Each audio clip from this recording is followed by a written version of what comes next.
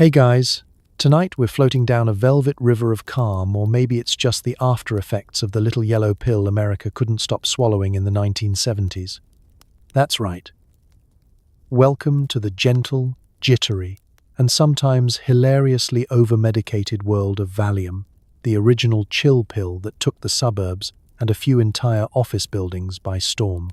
Before we start this soothing stroll through medical history's most stylish anxiety epidemic, take a second to like the video and subscribe, but only if you actually enjoy this. Leave a comment and tell me if you or your parents ever found a mysterious bottle of Mother's Little Helper in the medicine cabinet, or if you just want to brag about your collection of vintage pill organizers. Go on, I'll wait. There's always someone up at 2 a.m. counting the ceiling tiles anyway. Now, dim the lights, switch on that fan for some white noise, and sink into your softest armchair. Maybe grab a glass of tap water, unfiltered, for that authentic 1970s risk factor. Get cozy, because tonight we're going back to a time when stress had a prescription and self-care meant whatever your doctor's handwriting said. But before we drift off, let's get honest. Have you ever wondered why everyone's mom in a 1970s sitcom seemed just a little too calm about the kitchen being on fire, or what it was like to live in a world where your neighbor's dog was named after tranquilizers? Why did every office drawer rattle like a maraca? And why did so many Americans think the solution to existential dread came in a color-coordinated tablet? Was it really normal to wash down Valium with a glass of sherry before vacuuming the shag carpet? And just how did we get from there to here, where anxiety is still rampant but nobody gets free samples? Well, congratulations, you've just woken up in 1974 in a world of avocado green appliances, polyester pantsuits, and enough prescription pills to make your medicine cabinet look like a candy shop. Good luck. It's a weekday morning, and you're waiting in the wood-paneled office of Dr. Brad Easy Right Thompson. There's a stack of Reader's Digests on the table and a faint whiff of aftershave mixed with antiseptic. You're not sure if you're actually sick, but that's not really the point. In 1970s America, you just have to mention tension, and suddenly a prescription pad appears, almost by reflex. You shift in the orange vinyl chair and glance at the outdated aquarium in the corner. The fish look nervous, as if they've overheard the stories from patients ahead of you. Somewhere behind the closed door, Dr. Thompson is murmuring reassuring words to a patient with mysterious fatigue. A diagnosis that, these days, could land you with anything from a gym membership to an existential crisis. But here, in the gentle haze of a Tuesday morning, it's mostly an opportunity to have your blood pressure checked and leave with something for your nerves.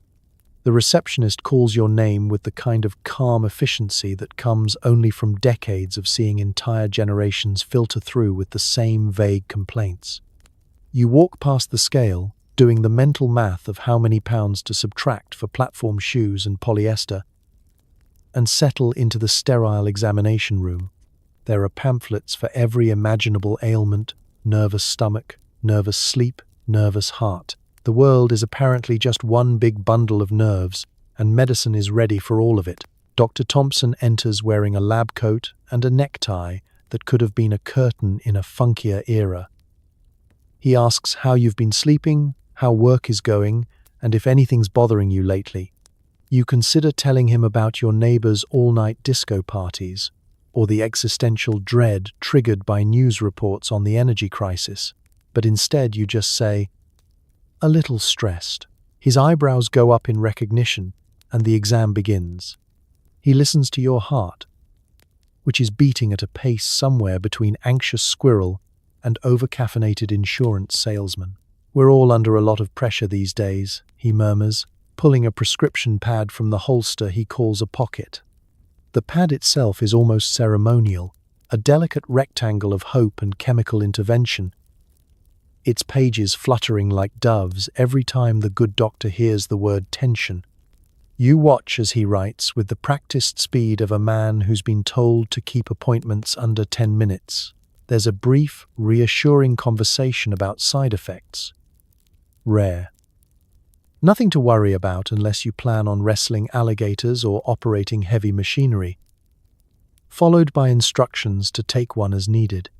It's the universal blessing of the 1970s general practitioner. You nod, comforted, and listen as he describes the medication as gentle, non-habit-forming, and very modern. You don't ask too many questions. After all, everyone you know has a similar bottle at home.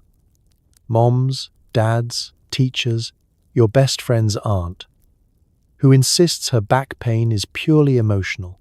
You leave the office clutching a little slip of paper, already feeling the placebo effect of modern medicine. Outside, the sunlight is too bright, the air smells faintly of lawn chemicals, and you have the distinct impression that whatever is wrong with you can probably wait until after you run your errands.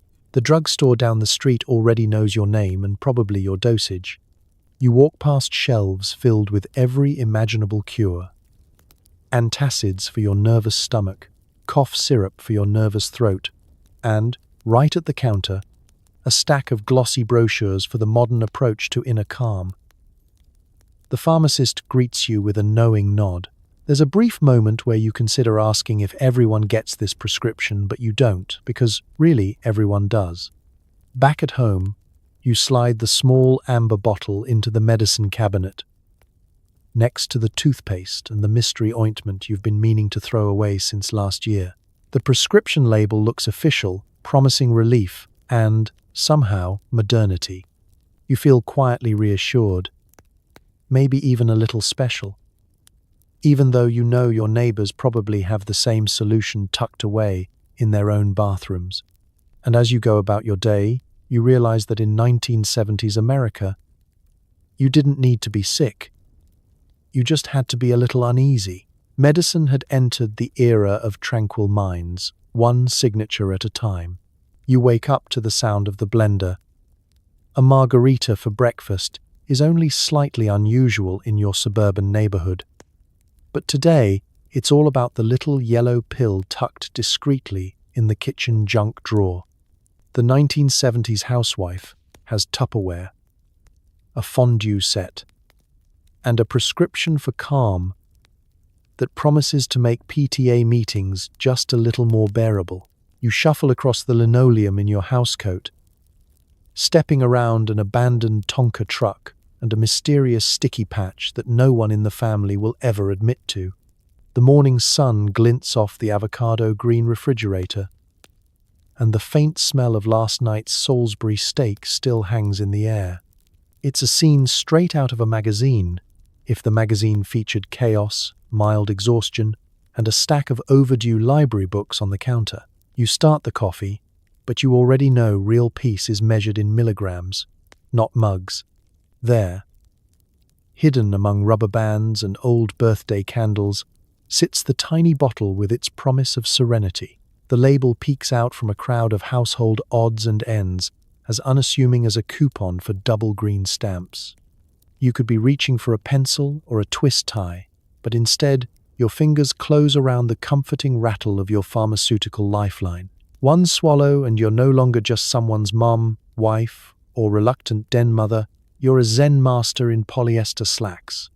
The kids pile in for breakfast, half-dressed and already arguing about who gets the last toaster pastry. The dog is barking. Your husband is searching for his briefcase.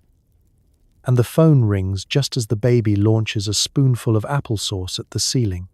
You smile, a strange, serene smile that owes less to meditation and more to modern chemistry. Everything's fine, you murmur, and you almost believe it. The world spins on, but you're coasting through it like a lotus blossom on a tranquil pond, just with more crumbs underfoot. Out the window, the neighbors are already busy. Marjorie from next door is mowing the lawn in heels, clearly on her own dose of manufactured tranquility. Across the street, Linda waters her roses with a focus that suggests she's in a floral trance. In 1970s suburbia, the secret ingredient isn't love or even elbow grease. It's a little something extra from the pharmacist. You have errands to run, groceries, the dry cleaner, and, if you're lucky, a quick stop at the beauty parlor, where the gossip is almost as potent as the permanent wave solution. There's a Tupperware party later, but you're not worried. Social anxiety melts away when you've got mother's little helper tucked in your purse, wedged between a compact and an emergency Hershey bar. Lunchtime arrives.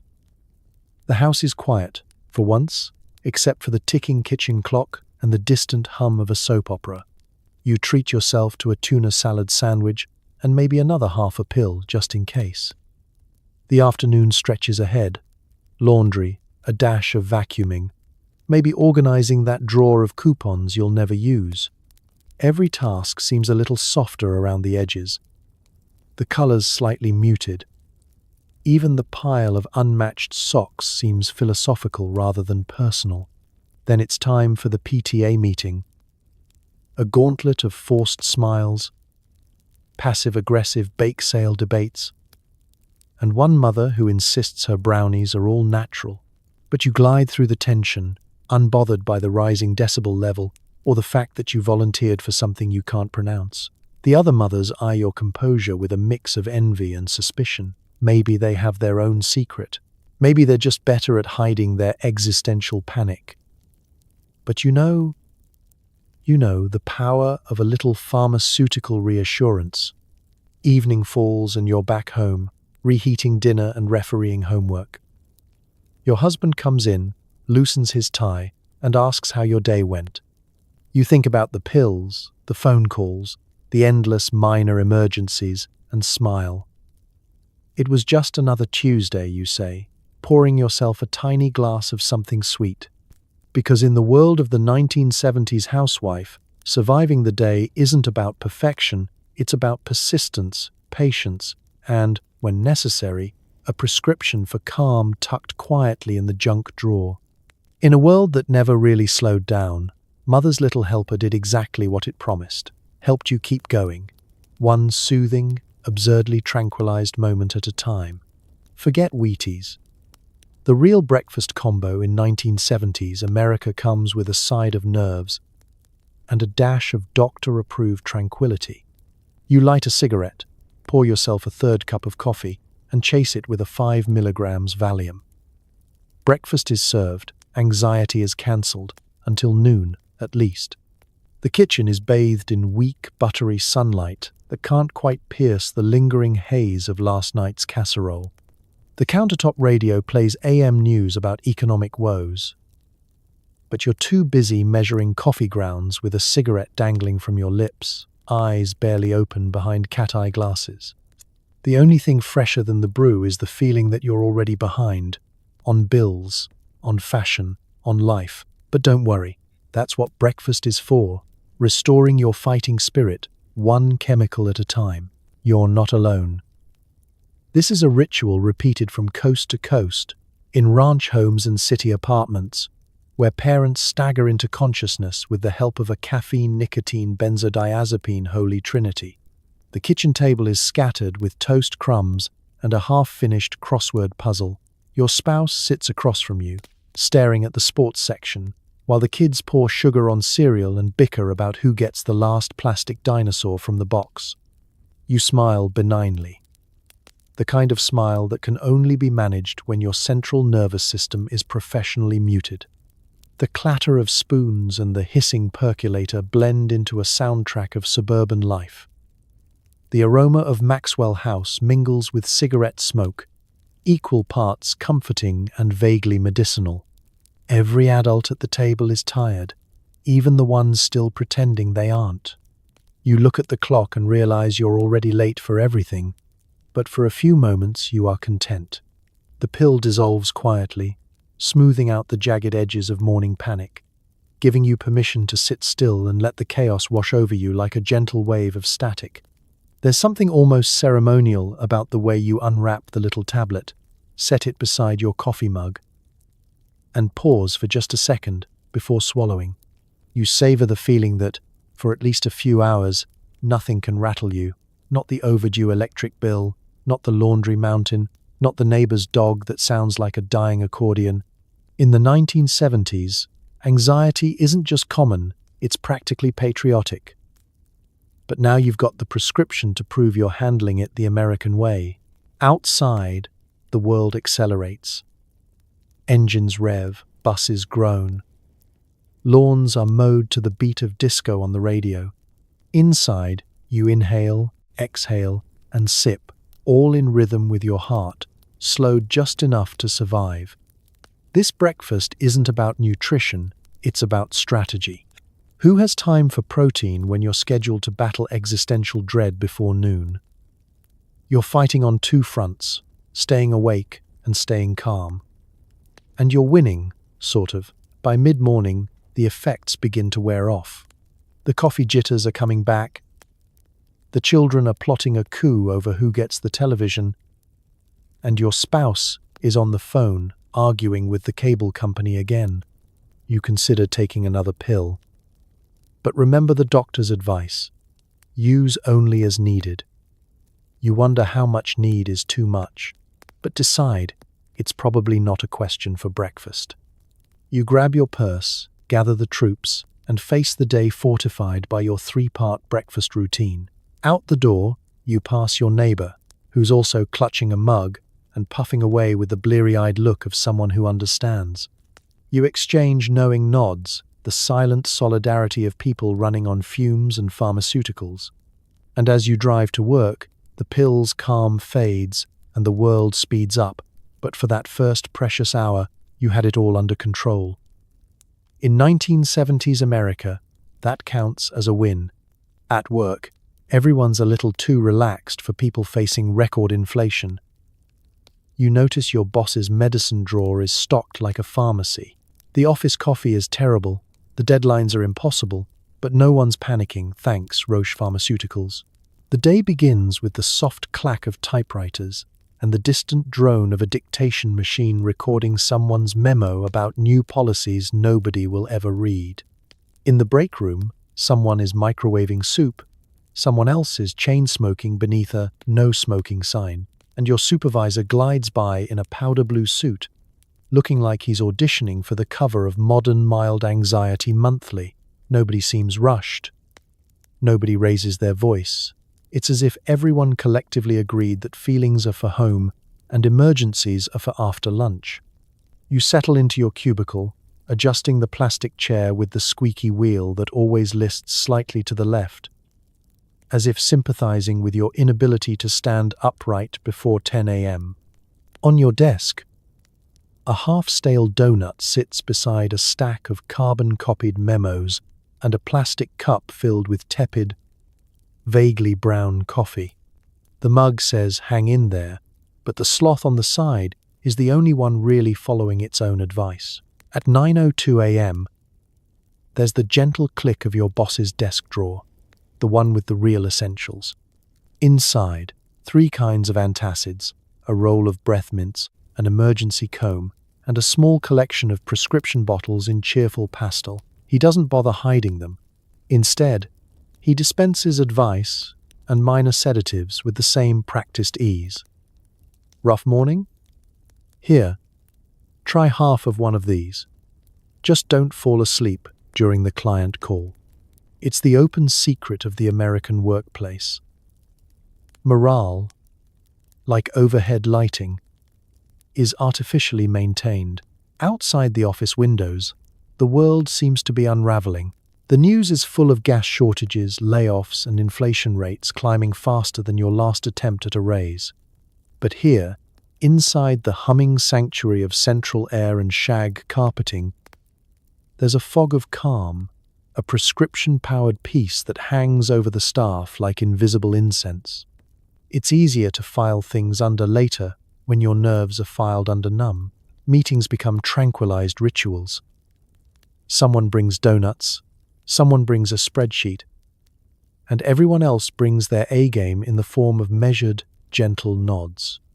A tense quarterly report is met not with panic but with a kind of mild, professional resignation. The department head sighs, looks out the window, and decides it's a problem for future versions of themselves. preferably the kind with a fresh refill. Even the office gossip is less charged than usual. Rumors of layoffs and mergers float around, but nobody reacts with the appropriate level of alarm.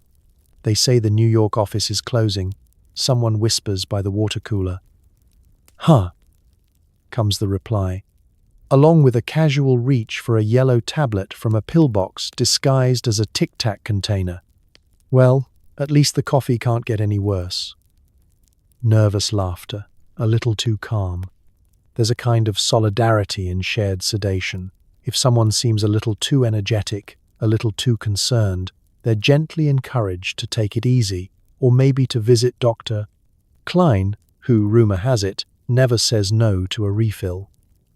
The true company benefit isn't the dental plan, it's knowing that no matter how bad the day gets, nobody's going to throw a stapler across the room.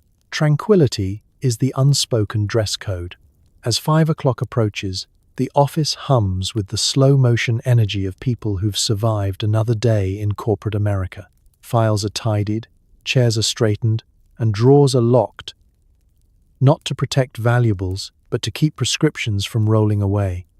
You pack your bag, wave goodnight, and wonder if anyone remembers what real urgency feels like. But maybe that's the point. In a world spinning out of control, sometimes you just need to slow everything down, even if it takes a little help from the medicine drawer. Every magazine you open promises a better life if you just ask your doctor for the right prescription. There's a glamorous woman in a pantsuit reclining on a velvet sofa, grinning like she's never experienced a mortgage payment. The real secret? That blissful gaze has a chemical sponsor. It's 1976, and the living room coffee table is buckling under the weight of glossy magazines. Ladies' Home Journal, Good Housekeeping, Family Circle. Between recipes for ambrosia salad and 10 ways to brighten your foyer, the ad pages shimmer with promises. For the busy woman, reads one full-color spread. Life's little anxieties have a simple solution. The image. A housewife who looks like she could run for Congress, bake a bundt cake, and paint the garage, all before lunch, without a hair out of place. Her secret isn't grit or personal growth, it's pharmacology. Madison Avenue's wizards know exactly what sells. It isn't just fashion or convenience, but a whole new category, tranquility in a tablet. You don't need a vacation, a raise, or a better husband. You just need the right pill, conveniently prescribed, artfully advertised, and often color-coordinated with your kitchen. Ask your doctor, the tagline urges, as if calm is just another appliance to add to your registry. The ads are everywhere. Billboards on the highway feature serene couples enjoying sunsets with the help of America's most trusted tranquilizer. Magazine inserts compare the effectiveness of different brands, like it's the detergent aisle. You begin to wonder, did the FDA approve this, or is this just wishful thinking sponsored by Roche? The implication is clear. If you're anxious, it's not your fault. It's simply a matter of chemical imbalance. A little something you can adjust, like the volume on your hi-fi stereo. The marketing is clever, wickedly clever. Commercials show overworked mothers, magically transformed from frazzled to fabulous. One moment she's surrounded by screaming children.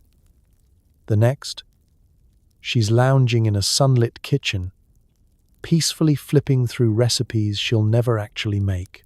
All it took was a discreet conversation with her physician and the right prescription. The script is always the same. Modern life is hard, but you don't have to face it alone. There's a pill for that. Print ads never mention side effects, addiction, or the looming shadow of dependency. Those details are tucked away in microscopic fine print. Far below the photo of the woman whose biggest problem is choosing between peach and mauve curtains. The pharmaceutical reps wine and dine doctors, dropping off boxes of free samples and brochures.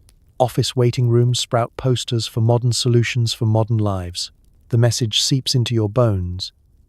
You're not weak. You're just a little chemically underdressed. In this world, Self-care is spelled V-A-L-I-U-M. There are branded pill organizers in every pastel shade, pocket calendars with cheerful reminders to take your moment of calm, and, for the especially anxious, little charm bracelets featuring tiny gold-plated pills. The line between medicine and lifestyle blurs until you're not sure whether you're managing your nerves or accessorizing them. And so you flip through the pages of your magazine, noting the latest sales at JCPenney, a recipe for tuna casserole, and, sandwiched between the horoscope and an ad for carpeting, one more perfect woman with a perfect smile. She's not worried about inflation, unrest, or tomorrow's casserole disaster. She's relaxed, polished, ready for anything, because Madison Avenue says it's possible. All you have to do is ask. By the time you finish your magazine, you're left with a lingering thought. Maybe tranquility isn't a destination, it's a prescription. In the America of the 1970s, peace of mind isn't something you earn, it's something you can buy. One glossy ad and one tiny tablet at a time. It's 5 p.m. and the shag carpet is swallowing your feet whole. Somewhere between Watergate coverage and a rerun of MAS times H, you pour a small glass of sherry and take a pill just to unwind. It's not self-medicating, it's self-improvement. 1970s style. The living room is a symphony of avocado, harvest gold, and burnt orange. There are enough patterns on the wallpaper to induce a minor dizzy spell, and the lampshades are so wide they could double as sun hats. You wiggle your toes deeper into the mile-long carpet fibers, trying not to think about what might be lurking beneath the surface. A petrified raisin, an escaped Monopoly hotel, or perhaps the remains of last Christmas's fruitcake. Outside, the neighbor's sprinklers hiss and the distant drone of a lawnmower adds its own white noise to the domestic scene. But inside, there's a ritual unfolding. Slippers on, bra off, sherry poured, Valium retrieved from its discreet hiding spot behind the macrame plant holder. You glance at the clock. 5 o'clock is the line between a productive day and don't talk to me unless you're the pizza delivery guy. Somewhere, dinner is defrosting, and the dog is giving you that look, equal parts expectation and existential dread. On the television, Walter Cronkite is promising another half hour of bad news delivered with soothing gravitas. But you are ready. Sherry in hand, you nestle into your sunken couch and let the pill dissolve into your system. The worries of the day recede. The bills, the boss, the PTA president with her relentless optimism and lemon bars. The volume on life gets turned down just enough to make the evening palatable. You're not alone in your ritual. Across the cul-de-sac, windows flicker with the blue glow of primetime escapism. In each home, someone is reaching for their own evening aid. A little nip, a little sip, a little helper in pastel blue or yellow. This is suburban togetherness, but everyone is too mellow to actually gather.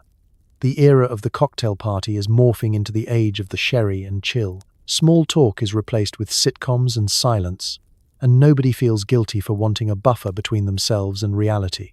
Somewhere, the kids are negotiating TV time, fighting over whose turn it is to watch the Brady Bunch. Your spouse rustles the newspaper, sighing as he reads another editorial about rising interest rates. "Do we have any more of that sherry?" he asks, already eyeing your glass. You offer it up with a benign smile, feeling charitable and only slightly sedated. The phone rings, probably your mother, or a telemarketer, or maybe the neighbor who wants to borrow a cup of sugar and half of your sanity. But tonight, it doesn't matter. The anxiety that used to come with every ring has been replaced by a gentle indifference.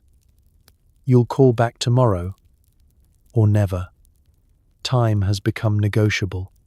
As dinner time approaches, you rise slowly, extricating your feet from the carpet with a sound like Velcro parting ways. The kitchen is a refuge now, full of the promise of frozen lasagna and canned green beans. You might even set the table with real napkins, just to prove you're still civilized. Or not. Either way, you've made it through another day. The house is quiet except for the faint laughter of a laugh track and the gurgle of the ice maker. By the time the sun sets, you're at peace. Not ecstatic, not miserable, just somewhere in the pleasantly padded middle. That's the genius of the shag carpet and sherry hour. A moment of gentle absurdity where the world's rough edges are buffed smooth, one sip and one pill at a time. And tomorrow, the carpet will still be there, waiting to swallow your feet all over again. You're trying on your brand new polyester pantsuit and nothing fits quite right. But it's okay, because fashion disasters barely register when you've got a tranquilizer prescription and a playlist full of the Carpenters. In the 1970s, fashion is less about expression and more about survival. Your closet is a riot of synthetic fibers, paisleys, stripes, and florals loud enough to frighten small children. Every hanger holds a promise. This will make you feel modern. This will make you feel together. Yet, as you wrestle the elastic waistband up over your hips, the zipper gets stuck at precisely the wrong moment, and you're left staring at your reflection, half-dressed, half-defeated, and fully aware that your knees are now making a noise you can only describe as vintage. The mirror is merciless under fluorescent light, and somewhere in the background, Karen Carpenter's voice croons about rainy days and Mondays. You can't tell if it's the song or the trousers making you emotional. The label says wrinkle-free, but your nerves haven't received the memo.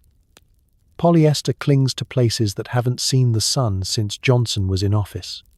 You contemplate just staying in your bathrobe forever. But society has rules. And apparently, one of those rules is that everyone looks like a melted crayon for at least a decade. There's a pill bottle on your dresser, nestled between a bottle of Love's Baby Soft and a tin of Dippity-Doo hair gel. The doctor called it a little something for the tension. You call it outfit insurance. One tablet, a sip of water, and suddenly it doesn't matter that the jacket is puckering in weird places and the slacks could double as parachutes in a pinch. The magic of modern chemistry is that it doesn't care what you look like in bell-bottoms. Downstairs, your family is assembling for Sunday brunch. Your spouse is attempting a Windsor knot with the determination of a man fighting for his life. The kids are ready in their own synthetic finery, collars wide enough to catch radio waves and skirts that could probably withstand a small electrical fire. The entire family creaks with every movement, and for a brief moment, you wonder if you're all evolving into a new form of plastic-based life.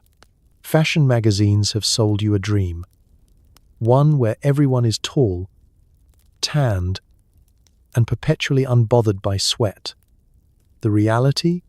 You're just trying to make it through the day without a static shock strong enough to wipe out the toaster. Out in the world, it's no easier. At the supermarket, you pass other polyester warriors in various shades of chartreuse and brown. There's a silent acknowledgement, a kind of fabric-based solidarity. You see them tugging at sleeves, smoothing out imaginary creases, and fanning themselves with discount flyers. If anyone asks, you're just fine, thank you, and yes, polyester does breathe if you leave a window open and pray for a cold front. At church, you try to sit as still as possible, hoping your pantsuit won't squeak loudly on the vinyl pews. You avoid sudden movements, lest the friction start a small fire. But as the service drones on and your tranquilizer quietly works its magic, you feel a gentle detachment settle over you. The itchiness, the bunching, the way the collar keeps twisting sideways, all of it fades into the background, drowned out by easy listening classics and a slow chemical exhale. By the end of the day, you're back in your bathrobe, triumphant. You survived another round of polyester panic, with only minor emotional scarring and a vague sense of accomplishment. Your tranquilizer did its job, and so did you. Tomorrow, you might even try on the matching vest. Or not. After all, in 1970s America, fashion was about keeping up appearances. And sometimes, the best accessory is simply not caring, thanks, in large part, to science, style, and a steady soundtrack of the Carpenters. It's not just the ladies. You discover Dad has his own bottle, tucked behind the Old Spice and shaving brush. After a day of commuting in rush hour and being yelled at by his boss, he swears it's doctor's orders. And who are you to argue with medical science? Dad's morning starts at 6:15 a.m. with a mug of scalding instant coffee, a single slice of toast, and a glance at the sports section. He wears a tie that could double as an emergency tourniquet and mutters to himself as he hunts for his briefcase. The radio is tuned to the traffic report, which is bad news, as always. By 7:05, he's merging onto the expressway, knuckles white, cursing under his breath at a Chevy Impala that refuses to yield. The only thing smoother than his drive to the office is the secret tucked away in the medicine cabinet at home. At work, Dad's day is a relentless march of fluorescent lights, ringing phones, and memos about memos. His boss, a man with the emotional range of a stapler, calls him in just to touch base, which is code for, "I need to ruin your afternoon with 5 contradictory requests." Dad nods, keeps his face neutral, and imagines himself somewhere warm, with no paperwork and no polyester. If he's lucky, there's leftover birthday cake in the break room, and, if he's very lucky, the vending machine isn't out of ginger ale. After work, the commute is somehow even worse. Everyone's in a hurry to get home, but traffic inches along, a rolling caravan of stress and AM radio static. By the time Dad pulls into the driveway, he's shed whatever patience he had left on the shoulder of the interstate. He straightens his tie in the rearview mirror, sighs, and steels himself for the next phase, suburban family man. You watch him come through the door, briefcase in one hand, stress clinging to him like static. There's a routine, shoes off, jacket on the hook, a grunt in the direction of the dog. Dinner is already bubbling on the stove, and the house smells like pot roast and potatoes. But Dad's mind is still caught somewhere between a spreadsheet and a snarl of brake lights. Upstairs, while you're brushing your teeth, you hear the medicine cabinet click open. Inside, behind the bottle of aftershave and a half-used pack of razor blades, is Dad's little helper. The label reads just like Mom's, the same manufacturer, the same promises of tranquility and normal sleep. But this is Dad's private reserve, a secret handshake between him and modern medicine. He takes one, washes it down with tap water, and emerges a new man, less grumpy, less wound up, more likely to chuckle at a bad joke or let you watch an extra half hour of TV. At the dinner table, Dad is relaxed, maybe even cheerful. He asks about school, makes a half-hearted attempt at a pun, and only briefly scolds the dog for begging. The pressures of the day slide off him like grease off a skillet. For a while, he's just Dad, not a wage slave, not a commuter, not the guy who can't remember where he put his reading glasses. In 1970s America, men are expected to be stoic, unflappable, the very definition of cool under pressure. But cool is hard to maintain when the world feels like a slow-motion car crash and your boss is personally invested in your blood pressure. Before bed, you catch him in the den, half watching the news, half dozing, his slippers askew and a crossword puzzle abandoned at 4 down. He yawns, stretches, and gives you a smile, the real kind. Not the one reserved for clients and neighbors. If you asked him about the pills, he'd shrug. "Helps me unwind," he'd say, as if relaxation is just another job to be done. Dad's little helper is more than a prescription. It's a permission slip to be tired, to let go, to admit that sometimes even dads need a break. And honestly, if it means fewer slammed doors and more quiet evenings, who's complaining? Not you. Not tonight. You sign up to bring brownies but spend most of the meeting admiring the serene, glassy-eyed calm of the other moms. Someone brings a cheese ball shaped like a pineapple. Nobody remembers whose turn it is to volunteer. But nobody cares either. It's Tuesday evening in the fluorescent-lit multipurpose room, where folding chairs outnumber the number of parents who actually care about fundraising. The bulletin board is sagging under a quilt of construction paper announcements. Book fair. Jog-a-thon. Emergency meeting about lunchroom utensil theft. You slide your pan of brownies, still slightly warm, still slightly lopsided, onto the snack table next to a platter of cookies so symmetrical you suspect a protractor was involved. Around the table, everyone is dressed in some shade of beige, polyester blouses tucked into pleated skirts, expressions as smooth and untroubled as a still lake. The air is thick with the faint perfume of Shalimar and the unspoken agreement that tonight's meeting is more about social maintenance than school improvement. The PTA president, Marcia, opens her folder with all the urgency of someone sorting coupons. She asks if anyone has new business. 4 heads shake in slow, synchronized denial. As the minutes drift by, the discussion hops from raffle tickets to napkin colors to whether the basketball team can use the gym after 7 p.m. Nobody argues. Nobody even raises their voice. You wonder briefly if everyone else doubled up on their prescriptions tonight, or if this level of tranquility is achieved by sheer willpower and soft lighting. Someone passes around the sign-up sheet for the next fundraiser. Pens are picked up, names scrawled half-heartedly, and the sheet is handed back with a gentle ripple of sighs. On the snack table, the cheese ball glistens like a tropical fruit, toothpicks stuck in at odd angles, a monument to effort expended elsewhere. The pineapple-shaped masterpiece is barely touched. But the brownies vanish in slow motion, one square at a time, as people murmur polite thanks and forget what they were just talking about. Across the room, 2 moms are quietly comparing pill bottles like trading cards. Oh, yours is yellow, mine's blue, my doctor says it's new. There's a certain pride in having the latest calm, as if pharmaceutical advancement is just another PTA competition. The treasurer tries to go over the latest budget, but loses her place halfway through. No one seems to mind. In fact, the entire room seems to be floating a few inches above the linoleum, insulated from stress by an invisible buffer of benzodiazepine-fueled indifference. Someone brings up the question of next month's bake sale theme. Should it be Spring Fling or Carnival of Caring? An idea is offered, forgotten, then resurrected 3 agenda items later. That's a lovely suggestion, Marcia says, not bothering to write it down.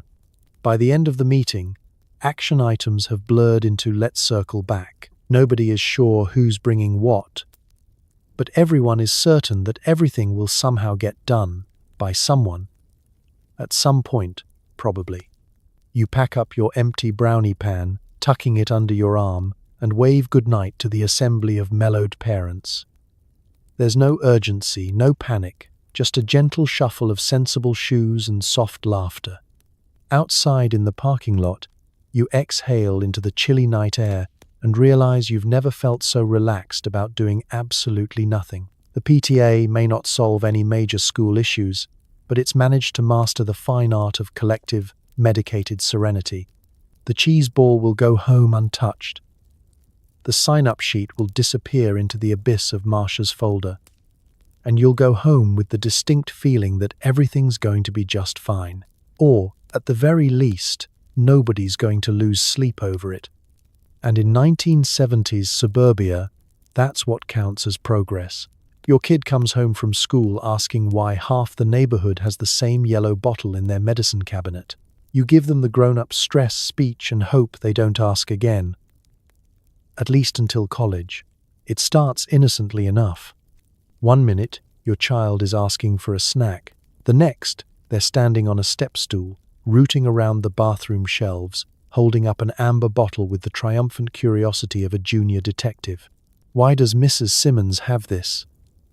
And Timmy's mum, and Aunt Linda. You freeze, suddenly wishing the hardest question they'd ask would be about algebra, not adult neuroses. You try to stall with the classics.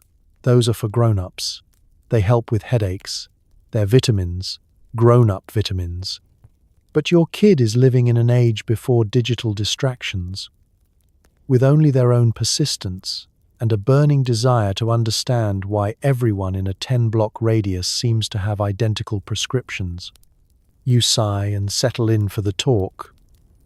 Not about the birds and the bees, but about the bees in your stomach. You go with the stress angle. Grown-ups, you explain, sometimes get very worried. Not just about monsters under the bed, but about taxes, jobs, and the mystery meat in the school cafeteria. It's like your tummy hurts before a spelling test, but all the time, you say. Your kid squints, unimpressed. So, is it like when I get picked last in kickball? Close enough. Exactly, you reply. But instead of juice or a nap, adults get a pill from the doctor to help them feel better. Your child seems skeptical. Why not just eat more cookies? A fair question. You briefly consider it yourself, but you explain, with a practiced mix of honesty and gentle deflection, that being an adult means juggling 100 invisible balls. Some of them made of glass, most of them made of worry. Cookies are nice, but they don't help you pay the mortgage or remember your boss's birthday. Sometimes, you say, people need help keeping calm, especially when life is a little too loud. Later that night, you overhear your kid on the phone with a friend, relaying their newfound wisdom. Grown-ups have a lot of stress, so they take special pills to keep their heads from exploding. Not quite the medical explanation you'd hoped for, but close enough for a third grader. You hope the rumor doesn't turn into a classroom urban legend. Don't worry, Mom. I told them you only take it when you run out of coffee. You stifle a laugh, knowing there's more truth to that than you'd care to admit. At school, the kids trade stories. One claims the yellow pills give you superpowers. Another swears they make you forget your homework. A girl in pigtails insists her mum's pills help her drive better. The truth is more mundane, but also more complicated. A quiet epidemic of worry, managed behind medicine cabinet doors and disguised as just another part of adulthood. As the week rolls on, your child stops asking. They're back to worrying about gym class and whether their favorite TV show will be preempted by news. But sometimes, when you think no one's looking, you catch them peeking at the medicine cabinet, as if searching for clues about the mysterious world of grown-ups. In the end, you realize you've bought yourself some time. The real answers will come later, when stress is no longer just a story, but a feeling they'll know intimately. For now, you close the cabinet, take a deep breath, and remind yourself that every generation has its own anxieties. Yours just happened to come with a prescription label and a child-proof cap. And as bedtime falls, you tuck your kid in and reassure them that, at least for tonight, all they need to worry about is dreaming, grown-up stress, and little yellow bottles can wait until morning. The microwave dings, the TV glows, and suddenly there's a smiling couple eating Salisbury steak while a voiceover suggests a modern solution for modern nerves. The irony isn't lost on you as you adjust your tray table and reach for a little help to get through the news. It's 1970s America, and dinner has become a solo sport. The kitchen table is for tax forms and missing homework.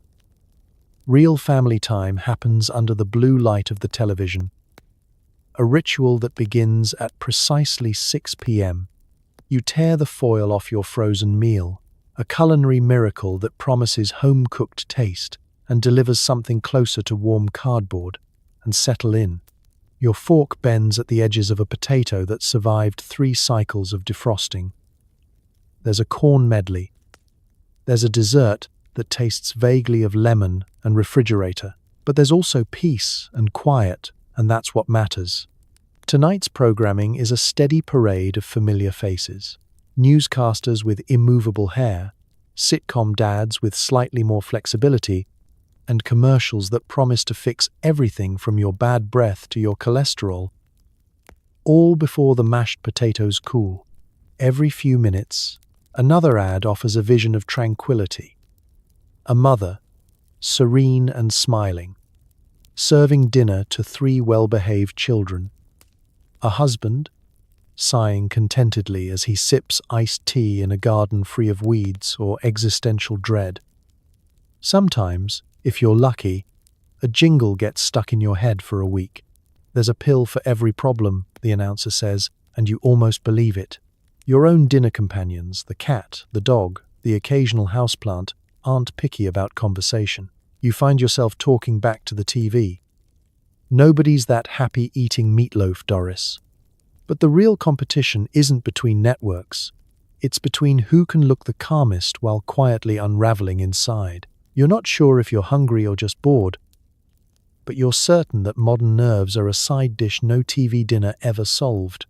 By the time the news comes on, you're bracing for impact. Inflation is up. Gasoline is down. Someone in Congress is yelling again. The world feels too big and too loud for your living room, but there's comfort in the routine. Remove tray, press mute, swallow tablet, resume breathing. The advertisements for tranquilizers are almost indistinguishable from those for dish soap or margarine. Bright colors, soft focus, someone explaining the simple secret to a better life. Ask your doctor, they say. And you wonder if your doctor gets a discount for volume. Occasionally, there's a public service announcement. Something earnest about togetherness, or the dangers of too much television. You smile, because you know that as long as the microwave keeps dinging and the commercials keep promising, everything will feel just manageable enough. You know the neighbors are watching the same programs, eating the same dinner, reaching for the same comfort, different houses, same channel. As you scrape the last bite from the tray and set it aside, you catch a glimpse of your reflection in the TV screen, a little softer, a little tired, a little less alarmed than you expected. Maybe that's what all these commercials are selling.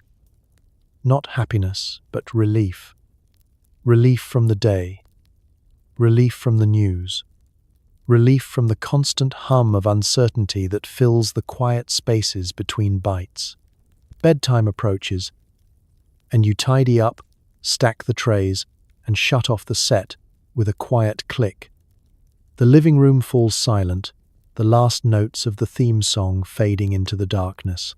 You take a deep breath and remind yourself that, in this brave new world, everyone's just trying to find their own modern solution.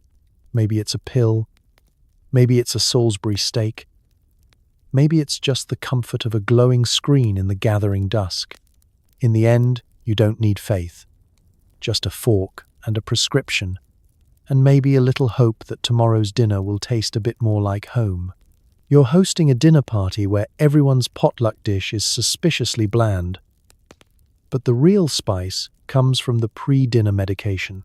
By dessert, nobody remembers what they were arguing about, except who forgot to bring the Jell-O salad. The table is set with your finest mismatched Corelle plates, and a candle flickers precariously in a cut glass holder shaped like a swan. You've vacuumed the shag carpet, Febrezed the curtains, though it's not called Febreze yet, just spray that smells like fresh dreams, and strategically placed ashtrays around the living room, like little ceramic invitations to anxiety. On the console stereo, soft jazz plays at a volume polite enough not to disturb the casserole. Guests arrive precisely 5 minutes apart, clutching Tupperware like it contains state secrets. The front hallway fills with the faint aroma of overcooked broccoli and the delicate musk of White Rain hairspray. Dorothy from down the street brings her infamous tuna mold again, this time with extra mayonnaise for moisture. Harold brings a half-defrosted meatloaf and an unspoken resentment about last month's HOA meeting. You welcome them all with a strained smile and a tray of special cocktails, mostly ginger ale with a whisper of something medicinal. Nobody admits to taking anything, of course. But there's a certain sheen in the room, a chemically enhanced calm that settles in right after the coats are hung and the first sip of sherry disappears. There are murmurs of tension at work, aging parents, loud teenagers, and that weird rash I probably got from the public pool, but all of it is delivered with the same tranquil monotone. You nod sympathetically and direct them to the buffet table, where a lukewarm macaroni casserole glares at you with judgmental breadcrumbs. The conversation meanders. Someone brings up the economy, and someone else counters with a comment about the school district. There's a minor disagreement about gas prices, nothing fiery, just an extended sigh-off, like two exhausted wind instruments. You suspect that everyone here took just half of something before arriving, and now the entire evening is unfolding in slow motion. By the time the Jell-O salad fails to appear, suspicion sets in. Eyes dart toward Helen, who conveniently forgot to bring her assigned dish again. There's no confrontation, just a chilly silence that descends as everyone scoops a spoonful of ambrosia into bowls that have seen better decades. Dessert is a war of textures and long-simmering grievances, lightly glazed in cool whip. Eventually, someone tries to remember the original topic of the argument, but it drifts off into the ether like cigarette smoke. Weren't we talking about school funding? No. I think it was the lawn ordinance. I thought it was your dog biting my mailbox. Everyone chuckles, confused but content. Passive aggression has melted into mutual disinterest. You top off the wine and offer seconds of something nobody actually liked the first time. As the night winds down, coats are retrieved, casseroles are repackaged, and people hug like they mean it, or at least like they're too sedated to fake it badly. We should do this again soon, someone says, already planning not to. You nod and smile, already calculating how long you can leave the tuna mold in the fridge before calling it a biohazard. After the last guest leaves, you collapse into the armchair, still warm from someone else's passive resentment. You sip what's left of your drink and feel the quiet settle in, your reward for surviving another suburban social ritual. Not every dinner party ends in fireworks. Some end in foggy contentment and a lingering smell of deviled eggs. And maybe that's okay. In 1970s America, peace isn't loud. It's lukewarm, slightly gelatinous, and lightly medicated. You flip through a People magazine and notice celebrities coyly mentioning their nerves. Suddenly, it's glamorous to admit you have anxiety as long as you have the right doctor, the right brand, and a groovy pillbox. It's 1978, and mental health is having a moment if you're famous, fabulous, and photographed in soft focus. The stigma is out, and the personal struggle interview is in. You open the centerfold to find a silver-screened starlet reclining on a velvet chaise, hair feathered into oblivion, eyes full of vague existential dread. "I've just been so busy lately," she confides. "Between filming, my new perfume line, and my charity for sad pandas, I barely sleep. Thankfully, Dr. Feldman prescribed something to take the edge off. Cue a tasteful photo of her in a silk robe, pouring tea beside a crystal ashtray and a discreet yellow bottle with a label blurred just enough to make it mysterious. It's no longer taboo, it's aspirational. The conversation has shifted from hushed whispers to airbrushed glamour. Nervousness? Darling, everyone's a little jittery these days. It's practically patriotic, but only the right kind of anxious. The curated kind. You can't be panicked about rent or the cost of pork chops. That's civilian anxiety. No, you need to be creatively overwhelmed, emotionally taxed by fame, or simply overextended in your charitable pursuits. Daytime talk shows now feature guests who say things like, "My therapist says I need to listen to my body," while their body is dressed in Halston and humming with 5 milligrams of tranquil composure. Hollywood doctors are suddenly stars in their own right. With appointments harder to get than a reservation at Studio 54, the phrase "my doctor is amazing" is code for I have access to the good stuff, and I'm not crying in public anymore. Even pill accessories get a style upgrade. Gone are the dull plastic Monday through Sunday organizers. Now it's all about monogrammed pill clutches, velvet-lined compartments, and discreet gold cases that click open with a satisfying snap. You can buy them in department stores next to designer cigarette holders and satin compact mirrors. There's one shaped like a tiny disco ball, perfect for slipping into your clutch between sets at a Donna Summer concert. Pharmaceutical brands subtly lean into the trend.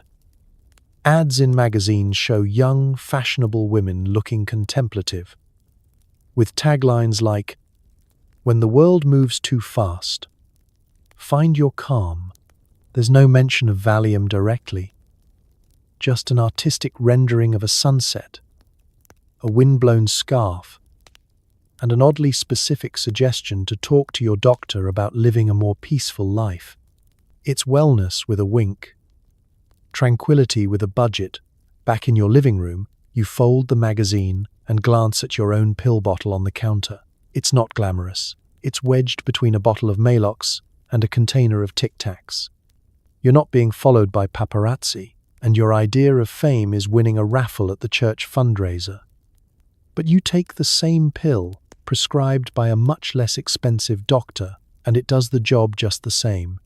For a moment, you imagine yourself on the cover of Ladies' Home Journal, posed beside a window with soft lighting, your tranquilizer bottle artfully arranged beside a ficus and a copy of Zen and the Art of Motorcycle Maintenance. You, too, are surviving the madness of modern life.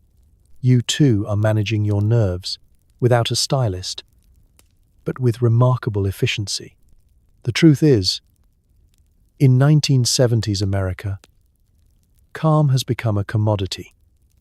And like all trends, it trickles down from red carpets to shag carpets.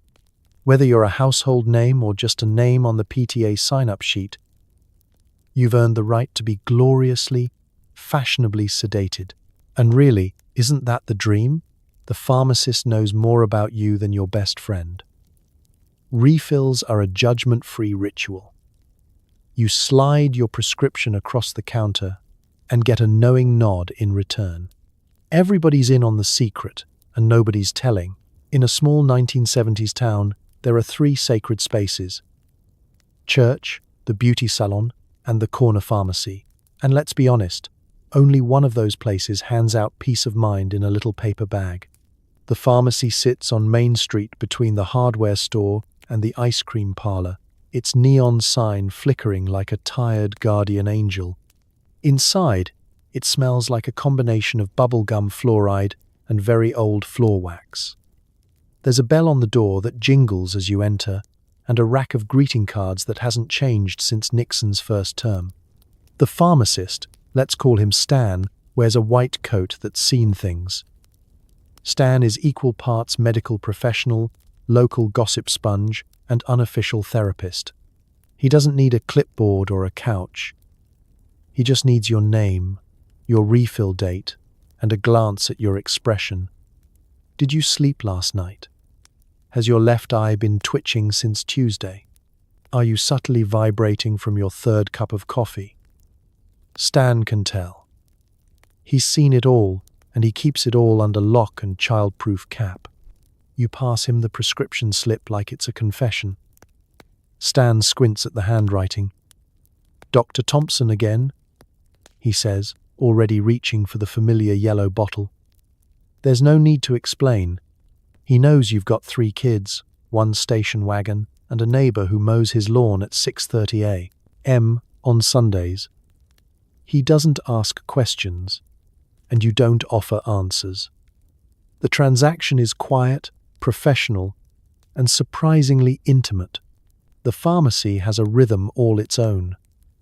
Behind the counter, Stan moves with the focus of a monk and the speed of someone who's filled the same 10 prescriptions for 20 years.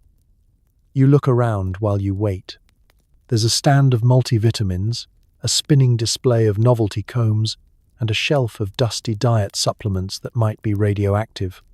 A teenage clerk restocks the chocolate bars with a kind of resigned grace, as if he's preparing for the end times. Over in the corner, Mrs.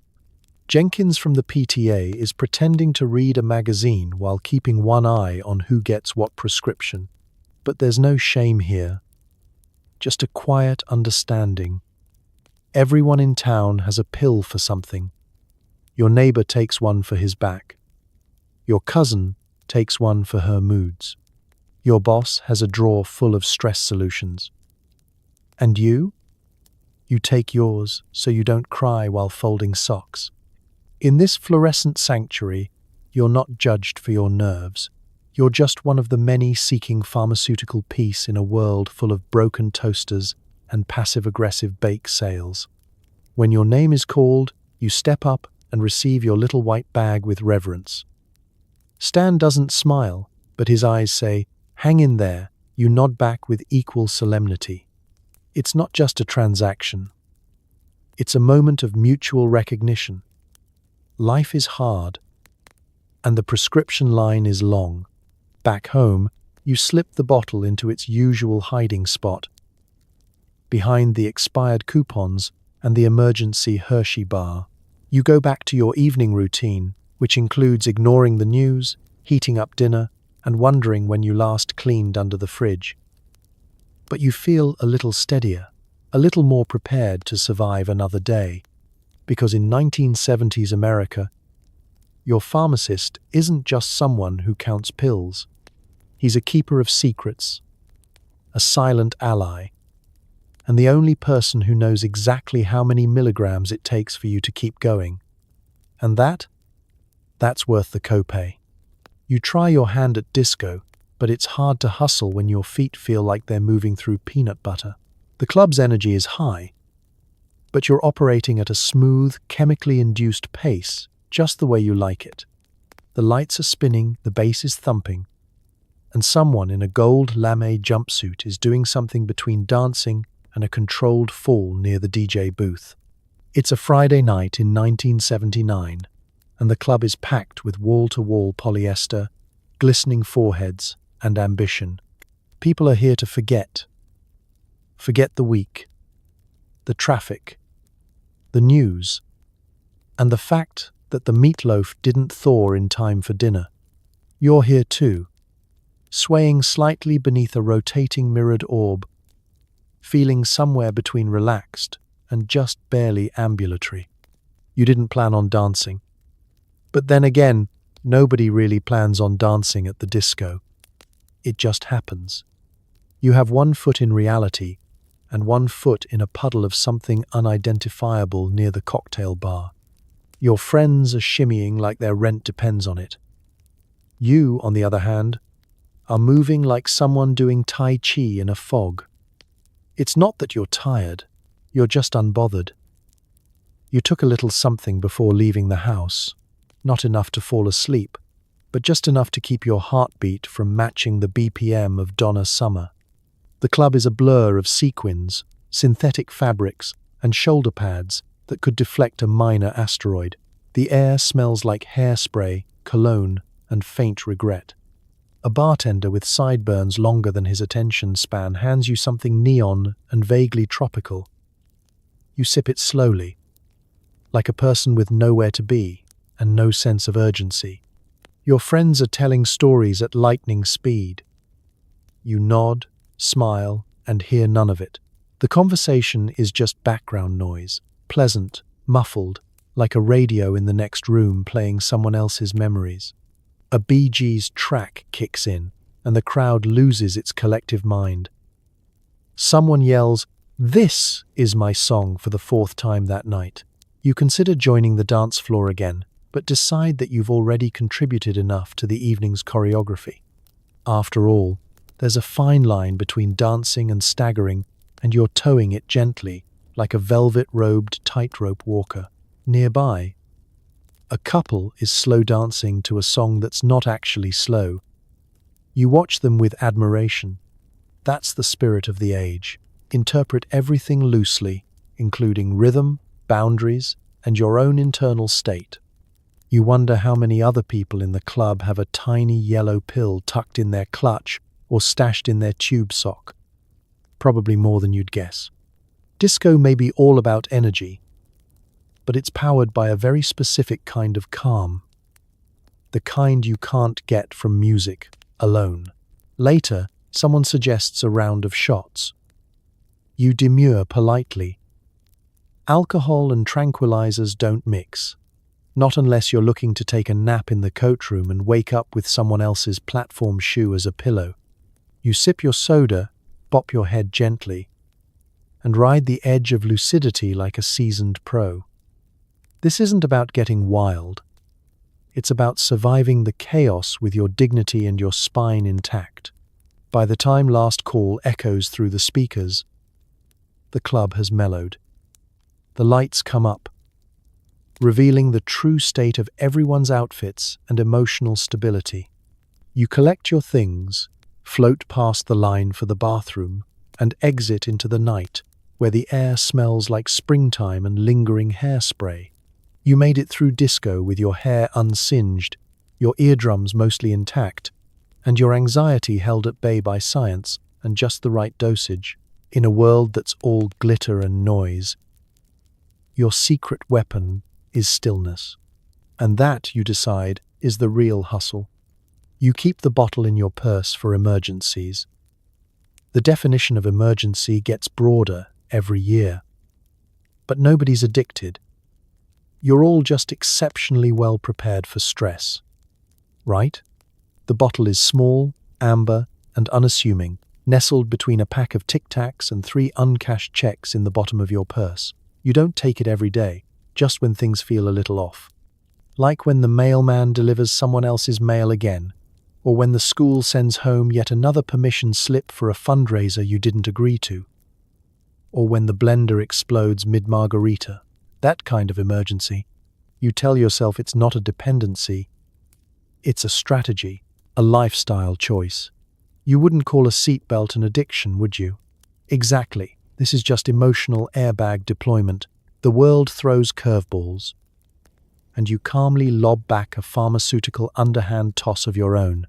The truth is, everyone you know has a bottle somewhere. In the purse, in the glove box, in the drawer next to the good scissors. You've seen them swap brands over bridge club like cookie recipes. My doctor says this new one is less habit-forming, Linda whispers. Even though she can't go more than 36 hours without accidentally reaching for one. Still, no one calls it addiction.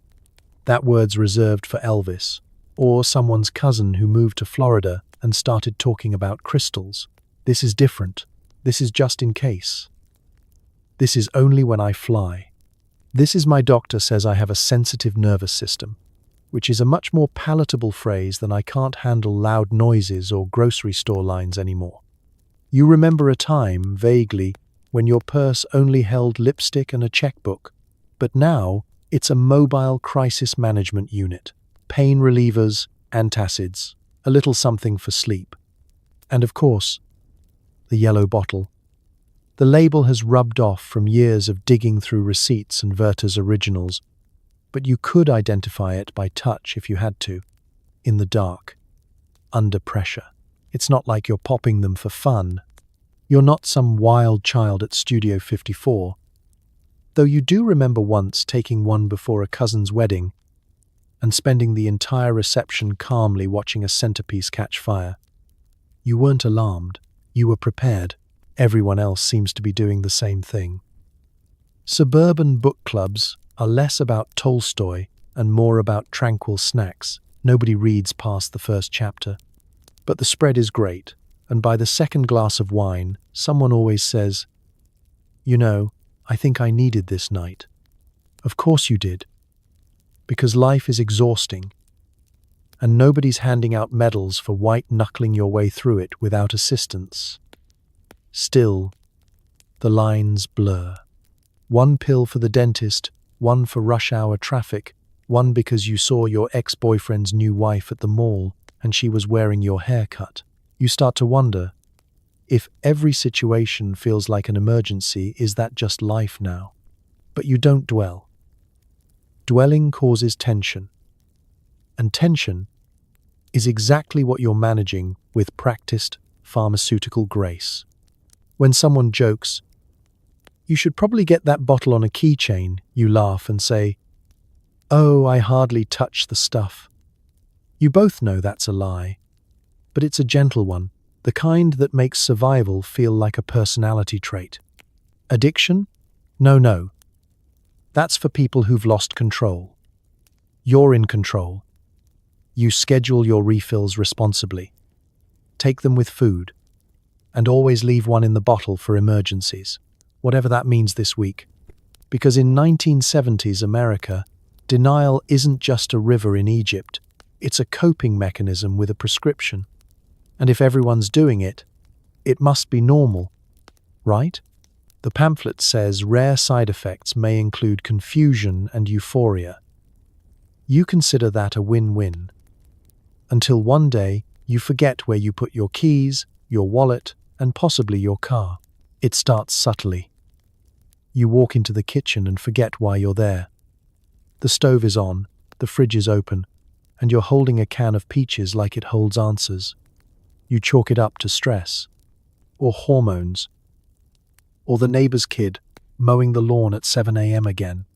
But then it happens again, this time at the grocery store, where you spend a full 10 minutes trying to remember if you actually own a dog, or if the kibble in your cart is just a really aggressive coupon suggestion. The good news? You feel calm. The bad news? You also feel mildly detached from linear time. Your mood is great, your blood pressure's down, and you haven't clenched your jaw since the Eisenhower administration. But names, dates, and the reason you walked into the pantry are now optional. You're not exactly worried, because you forgot how to be worried.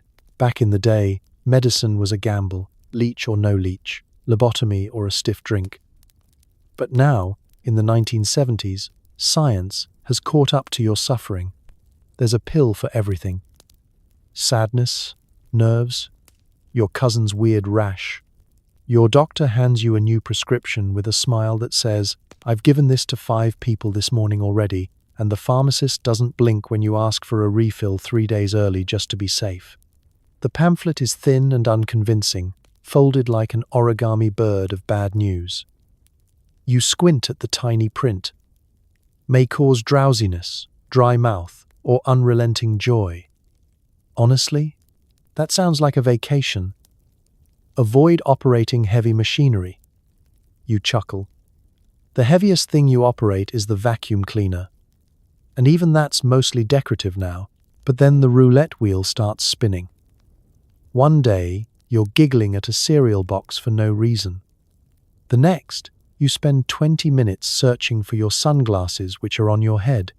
You've started labeling drawers and leaving sticky notes on the mirror. Your spouse finds you halfway through alphabetizing the spice rack with a serene smile and no memory of starting. "Did you mean to put paprika under tea?" they ask gently. You shrug. Maybe paprika is a type of thyme. Who's to say? Still, you don't panic. You're not hallucinating, just floating. You feel like a warm bath, with a vague sense of purpose. Friends comment on how relaxed you seem. You nod, then ask them to remind you what day it is. Everything is fine. Just a little fuzzy around the edges, like the last 5 minutes of every phone call with your mother. At your next appointment, you casually mention that you forgot your own zip code last week. Your doctor adjusts the dose, scribbles something unintelligible, and tells you to keep an eye on things. You nod, then immediately forget what you were supposed to be keeping an eye on.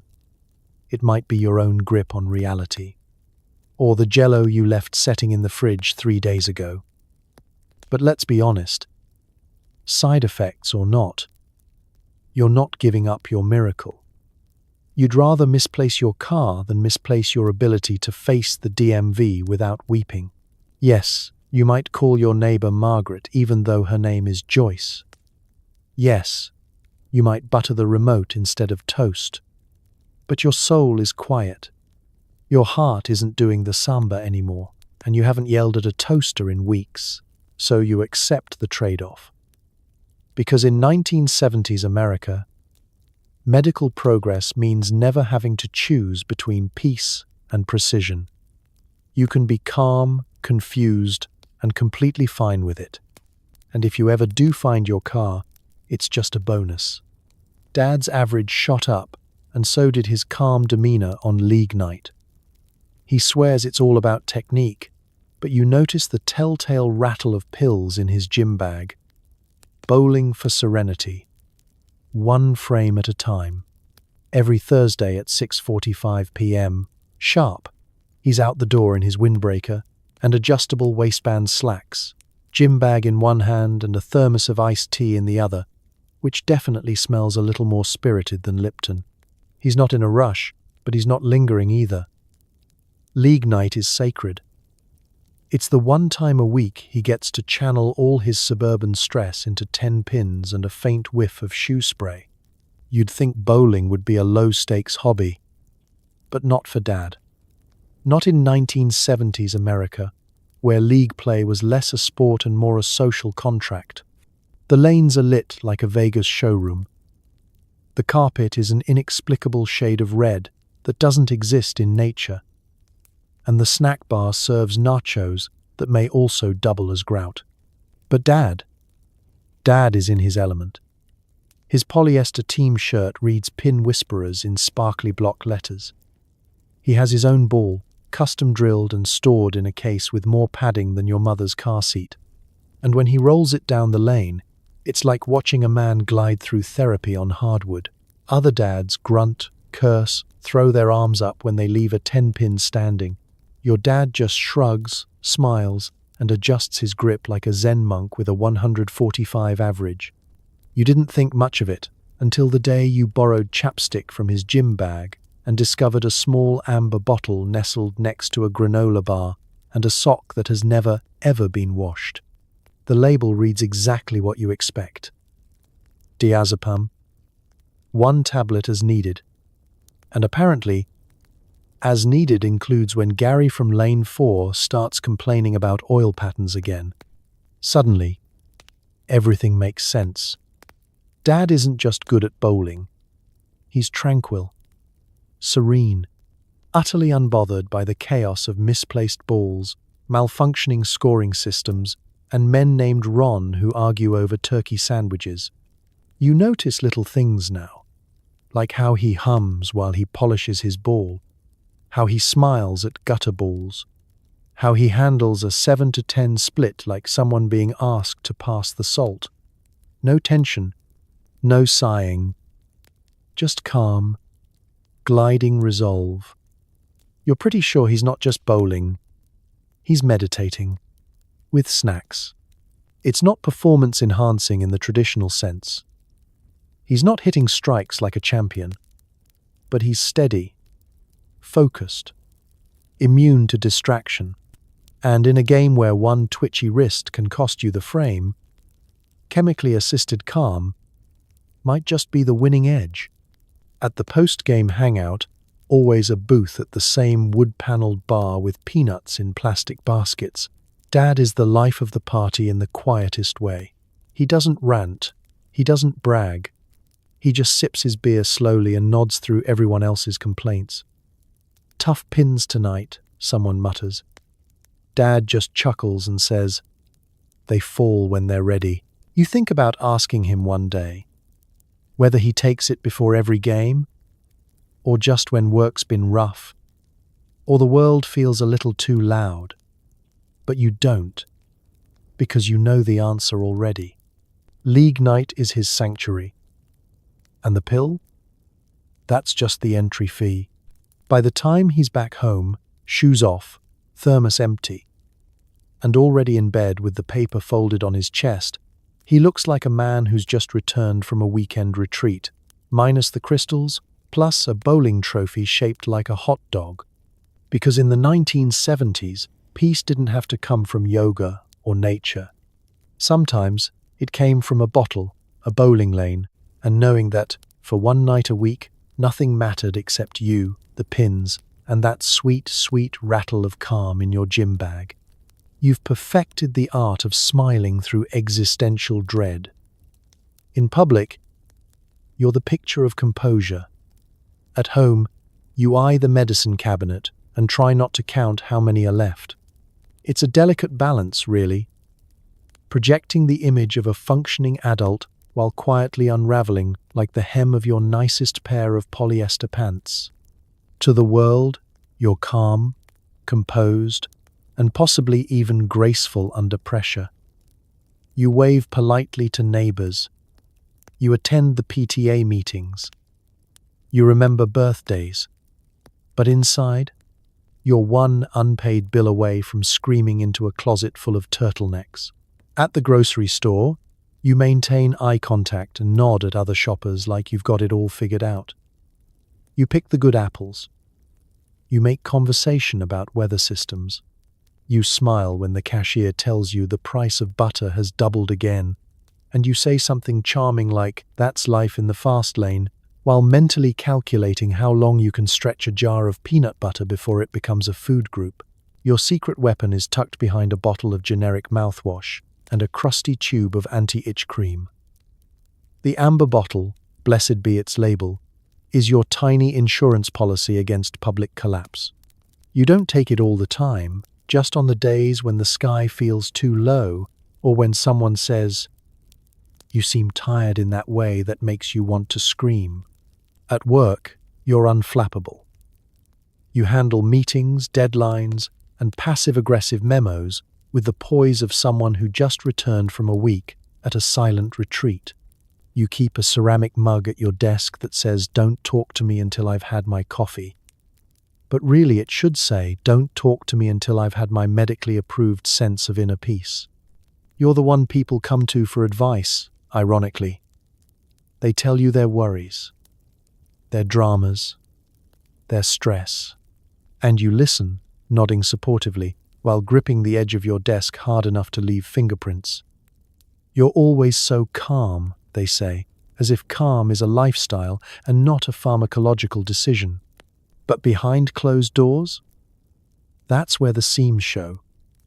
You close the front door and immediately unbuckle your sanity.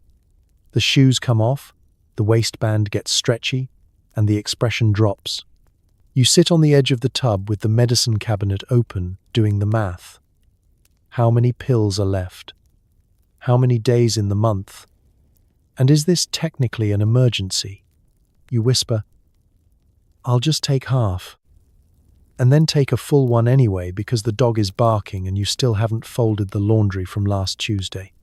Sometimes you wonder if anyone else is doing the same. Smiling like a mannequin at the office, then going home and quietly counting tablets like they're rationing chocolate during wartime. You suspect they are. You see it in their eyes. That we're all pretending, right? Flicker of recognition. The shared language of people who don't talk about stress. They manage it. Silently. Elegantly. With pillboxes shaped like little golden hearts. You're not ashamed. You're efficient. You're just doing what it takes to maintain the illusion of sanity in a world that won't stop asking you to host baby showers, file tax extensions, and respond to group birthday cards. And so, you continue the performance. You smile at the mailman. You answer the phone with a cheerful hello. You attend the block party and make small talk about mulch. But inside, you know, you've crafted a double life. One of serenity and one of suppressed screaming. Because in 1970s America, being put together wasn't about meditation or green juice. It was about showing up, looking fine, and letting your medicine cabinet carry the rest. Uncle Pete's a doctor, Aunt Linda's a nurse, and suddenly the mashed potatoes come with medical advice. Everyone has a favorite tranquilizer story, and you're just hoping nobody asks about your own. Sunday dinner isn't just a meal, it's an event. There's ham, there's Jell-O salad, there's that green bean casserole that's more fried onion than vegetable. And, of course, there's a very specific kind of conversational seasoning. Unsolicited medical commentary. Because when half your extended family works in healthcare, no topic is off limits. Blood pressure, covered, bowel movements, explored, side effects of minor tranquilizers, practically dessert conversation. Uncle Pete arrives with a bottle of red wine and a manila envelope full of prescription pads that he's definitely not supposed to be bringing home.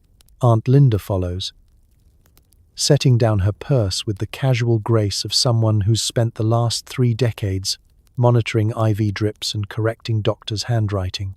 You grab a dinner roll and immediately regret sitting on the side of the table closest to them. The meal begins calmly enough. Someone blesses the food, someone passes the peas, and someone brings up 60 minutes. But it's not long before someone complains about feeling tense lately, and Pete perks up like a Labrador hearing a treat bag rustle. "You know what works wonders?" he says, patting his coat pocket with a wink. You freeze mid-chew.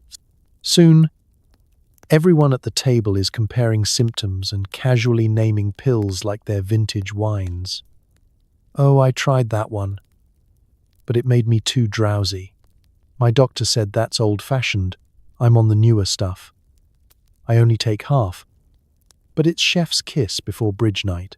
The gravy gets passed alongside anecdotes of mid-level panic attacks and minor pharmaceutical miracles. Aunt Linda leans in with the hushed authority of someone who knows the back corridors of every hospital in a 30-mile radius. You'd be amazed how many nurses are on something. You have to be, when your entire shift smells like antiseptic and despair. You nod politely while buttering a roll with slightly too much pressure. Because here's the thing, you're on something too, nothing scandalous. Just the usual dose for the usual stress, the traffic, the bills, the slow collapse of Western civilization. But unlike your family, you don't exactly feel like turning it into cocktail chatter. You prefer your inner turmoil served quietly, with a side of plausible deniability. Dessert arrives, and with it, a story from cousin Janice about how she once accidentally took a Valium before a Zumba class and ended up lying flat on the floor in corpse pose while everyone else grapevined around her. "Best workout of my life," she says. Everyone laughs. You join in, even though you're still stuck thinking about whether the refill you requested yesterday will get approved in time for Monday's commute. There's a brief moment of calm. Someone's pouring decaf. The kids are arguing about pudding, and Aunt Linda is recounting how she once guessed a patient's blood pressure just by looking at their ankles. But then Uncle Pete eyes your plate and asks, "So, you look a little tense lately. Have you tried anything?" You deflect like a Cold War diplomat. "I'm more of a vitamins person," you say, stabbing a chunk of fruit salad. He nods, unconvinced. You know he knows, and he knows you know he knows, but he lets it go. Because in a family of medical professionals, privacy is rare, but respect, especially for high-functioning anxiety, is sometimes granted in silence.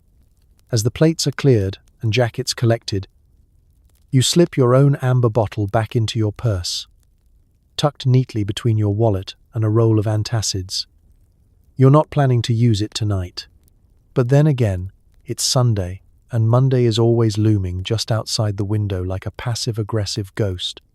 And in 1970s America, sometimes the only thing more comforting than mashed potatoes is knowing that if you crack under pressure, Aunt Linda's already got the dosage memorized. It's a cross-country trip in a station wagon with questionable shocks.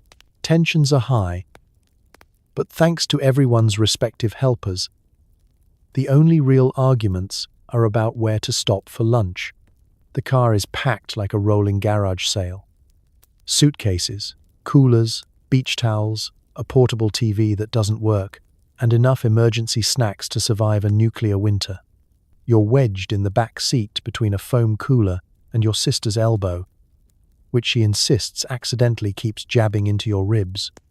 Your dad's behind the wheel, gripping it like he's trying to summon patience from the vinyl, and your mum is in the passenger seat navigating with a map that hasn't been folded correctly since Nixon resigned, but nobody's screaming. Yet, That's the magic of modern medicine. You've each had a little something to take the edge off. Your mum called hers a travel aid, even though you haven't even made it to the freeway. Dad's pill was for focus. But it's mostly made him unbothered by the fact that the air conditioning only works on one side and the back window won't roll down. Your older brother took something just in case. And now he's been staring at the same bug splatter on the windshield since Des Moines. The kids in the very back, the way back, that magical rear-facing seat, are playing the license plate game with the enthusiasm of sedated squirrels. Occasionally, someone asks, "Are we there yet?" But the question is less a whine and more a soft philosophical inquiry, like they're asking if time even exists anymore. You pass miles of cornfields, billboards, advertising pecan logs, and one highly questionable roadside attraction that promises live alligators and Jesus. Your dad, who would normally deliver a lecture about wasting gas, calmly asks if anyone wants to stop and stretch their legs. He's smiling. It's unnatural. You suspect his pill might have been a little stronger than usual. At lunch, you pull into a roadside diner with sun-bleached menus and a waitress named Dottie, who calls everyone Hon. The most heated debate of the day erupts: grilled cheese or tuna melt. Voices rise slightly, but are quickly soothed by fountain sodas and a quiet reminder from Mom that everyone took their vitamins today, right? You all nod. She doesn't mean Flintstones. Back in the car, the vibe is mellow. You all drift in and out of consciousness, like synchronized swimmers in corduroy. Someone plays 8-track tapes until the machine eats one. There's no music, no fighting, just the hum of tires and the occasional creak of the roof rack threatening to jettison your luggage somewhere near Kansas. At motels, your family moves like a traveling troupe of exhausted actors. Check in, unpack. Turn on the ice machine like it's Christmas morning. You all collapse onto stiff, floral bedspreads and watch whatever's on TV. Probably something involving Dean Martin and polyester slacks. The vibe is part holiday, part group nap. Of course, the real victory isn't in the sightseeing. It's in the silence. This trip should have ended in tears, dramatic exits at gas stations, and someone threatening to just fly home.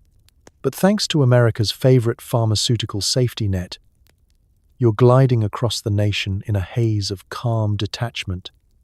Even the national parks seem more relaxing. "Look, kids, nature," your dad murmurs, as you all stare at the Grand Canyon with the emotional intensity of watching a screensaver. No one remembers all the details, but everyone remembers the quiet, the absence of drama, the weirdly serene way you navigated 2,000 miles of unpredictable weather, lost luggage, and scenic detours without once threatening to turn around and go home. Because in 1970s America, the secret to a successful family vacation wasn't a perfect itinerary. It was just the right dose of chemically enhanced patience, packed neatly between the sunscreen and the sandwich baggies. Grandma shakes her head at your pills, swearing by her nerve tonic instead. You smile politely, knowing her secret ingredient is mostly whiskey and denial. She keeps the bottle in a cupboard behind the baking soda, right next to the expired cinnamon and an unopened can of beef broth from 1964.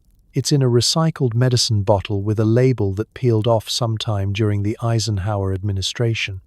She pours it into a teacup, adds a splash of ginger ale for class, and sips it like a relic of the old world. "It's herbal," she says, which is technically true if you count rye as a plant. You try explaining your prescription once, the actual diagnosis, the science, the dosage. Grandma listens with the glazed expression of someone who once raised 5 children in a 2-bedroom house without air conditioning. "In my day," she says, "we didn't need pills. We had chores, and church, and cod liver oil." You nod while discreetly reaching into your bag for a modern solution, because nothing spikes your blood pressure faster than being judged by someone who used to rinse cloth diapers by hand. She's not against medicine per se. She just believes in the old-school approach, tonics, tinctures, and whatever she used to buy from the traveling salesman who also sharpened knives and sold Bibles. Her medicine cabinet looks like a haunted apothecary.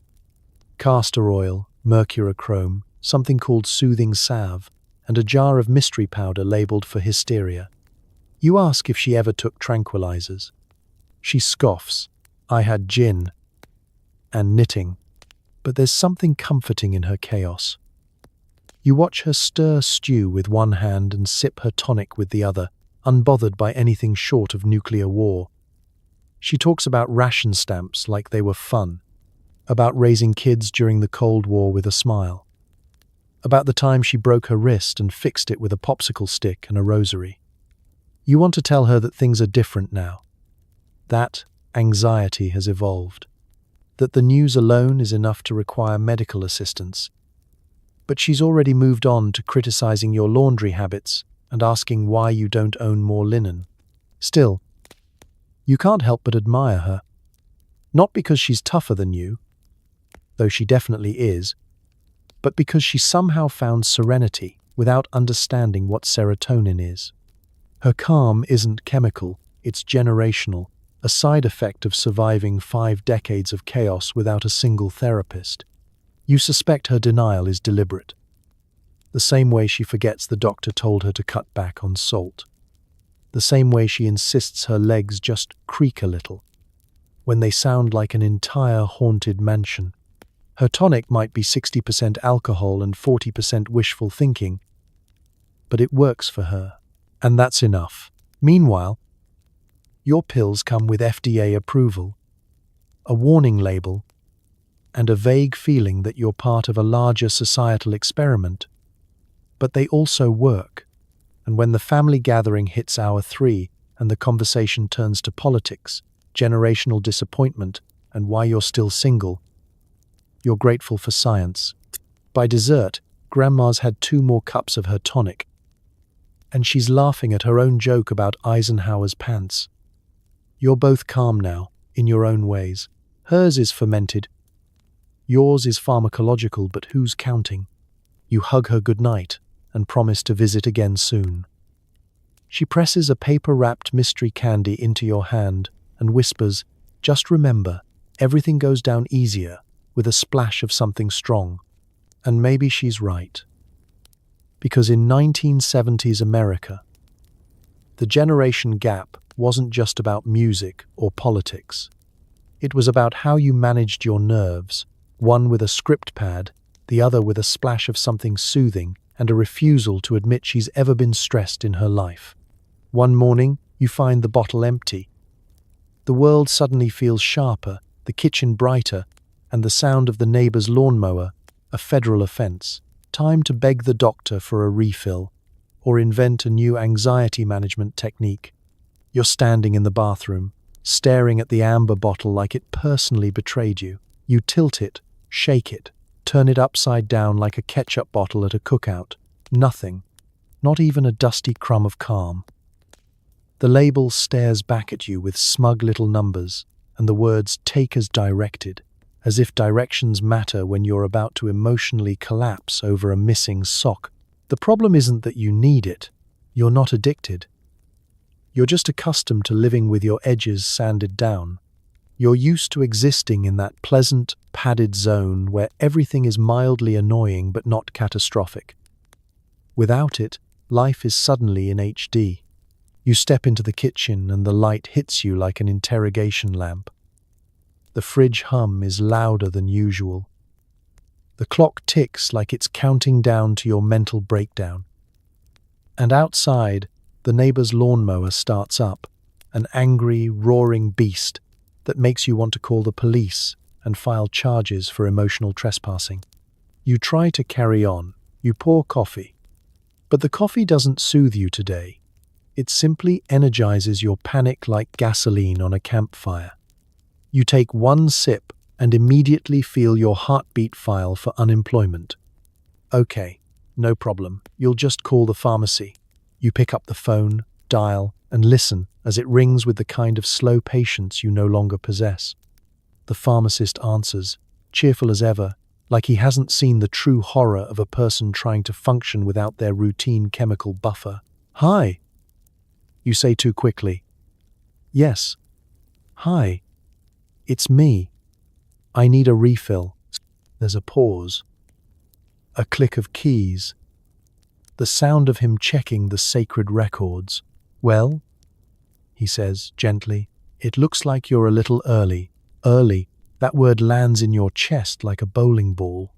Early implies you're irresponsible. Early implies you've been taking more than prescribed. Early implies you might be one of those people, the ones the pamphlet warned about, the ones who do things like increase dosage without consulting a physician, the ones who stare into the bathroom mirror with wild eyes whispering, "I only take half." You laugh awkwardly. "Oh, yes, well, it's been a week." The pharmacist makes that sound, the sympathetic one. The one doctors and pharmacists make when they don't want to say, "You are barely hanging on, aren't you?" "I can call your doctor," he says. You nearly cry from gratitude, because the doctor is the gatekeeper now.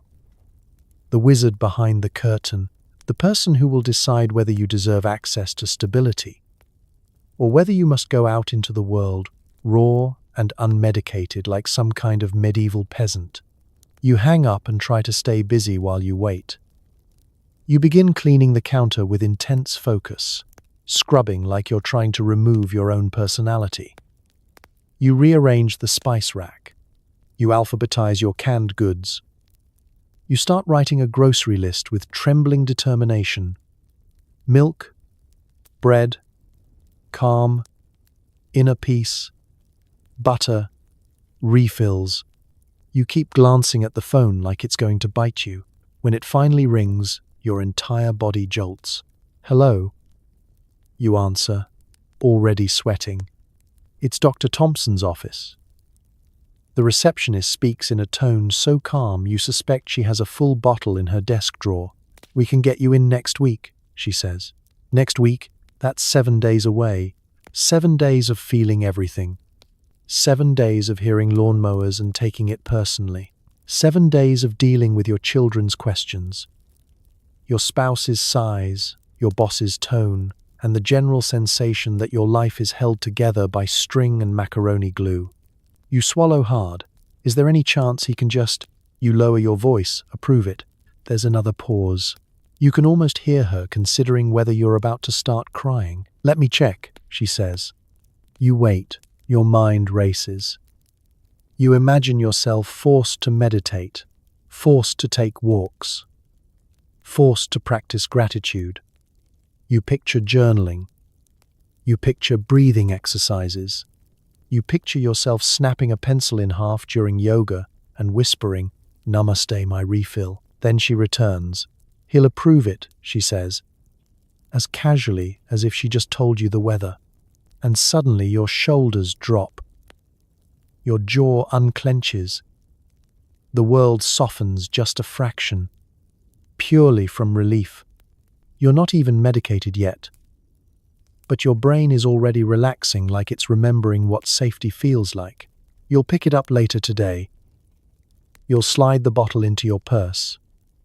You'll tell yourself this time you'll be careful, and you will mean it. Until the next emergency, which, in 1970s America, could be anything from a flat tire to someone using the wrong tone of voice when asking if you remembered to defrost the chicken, because peace of mind is fragile. And sometimes, it comes in an amber bottle with a child-proof cap, and the power to make a lawnmower sound like just a lawnmower again. Suddenly, the news is full of scary headlines. You start to wonder if maybe, just maybe, the answer to America's nerves wasn't supposed to come in a 10 milligrams tablet. But self-reflection is hard, and the next commercial promises a new pill for worry about pills. You're sipping your morning coffee, your third cup actually, and flipping through the paper when you see it. Valium Nation? Splashed across the lifestyle section in large, judgy letters. Below it, a grainy photo of a smiling housewife holding a tiny yellow pill like she's won the lottery. The article quotes someone from Harvard with too many syllables in their name, talking about chemical dependency trends and cultural sedation. You pause, glance over at the bottle on the kitchen counter, then turn the page. Easier that way. But it's not just the papers. The evening news does a special report called Tranquilized and Terrified. And you're watching it while folding laundry and wondering if that one sock has actually gone to another dimension. Dan Rather looks directly into the camera and says words like epidemic and abuse. And suddenly you feel personally attacked by the CBS network. You mute the TV. Breathe deeply. Which, ironically, is harder without your usual chemical assistance. You tell yourself it's exaggerated. They always need something to panic about. Last week, it was lead paint. The week before that, it was sugar. But this time, it hits closer. This time it's your little yellow friend being accused of making America numb, disconnected, and, God forbid, lazy. Lazy? You've raised 3 children, held a job, hosted 12 Thanksgiving dinners, and survived carpool duty with a smile. Okay, maybe not a smile, but you didn't crash the car, and that counts. Lazy isn't the word you'd use.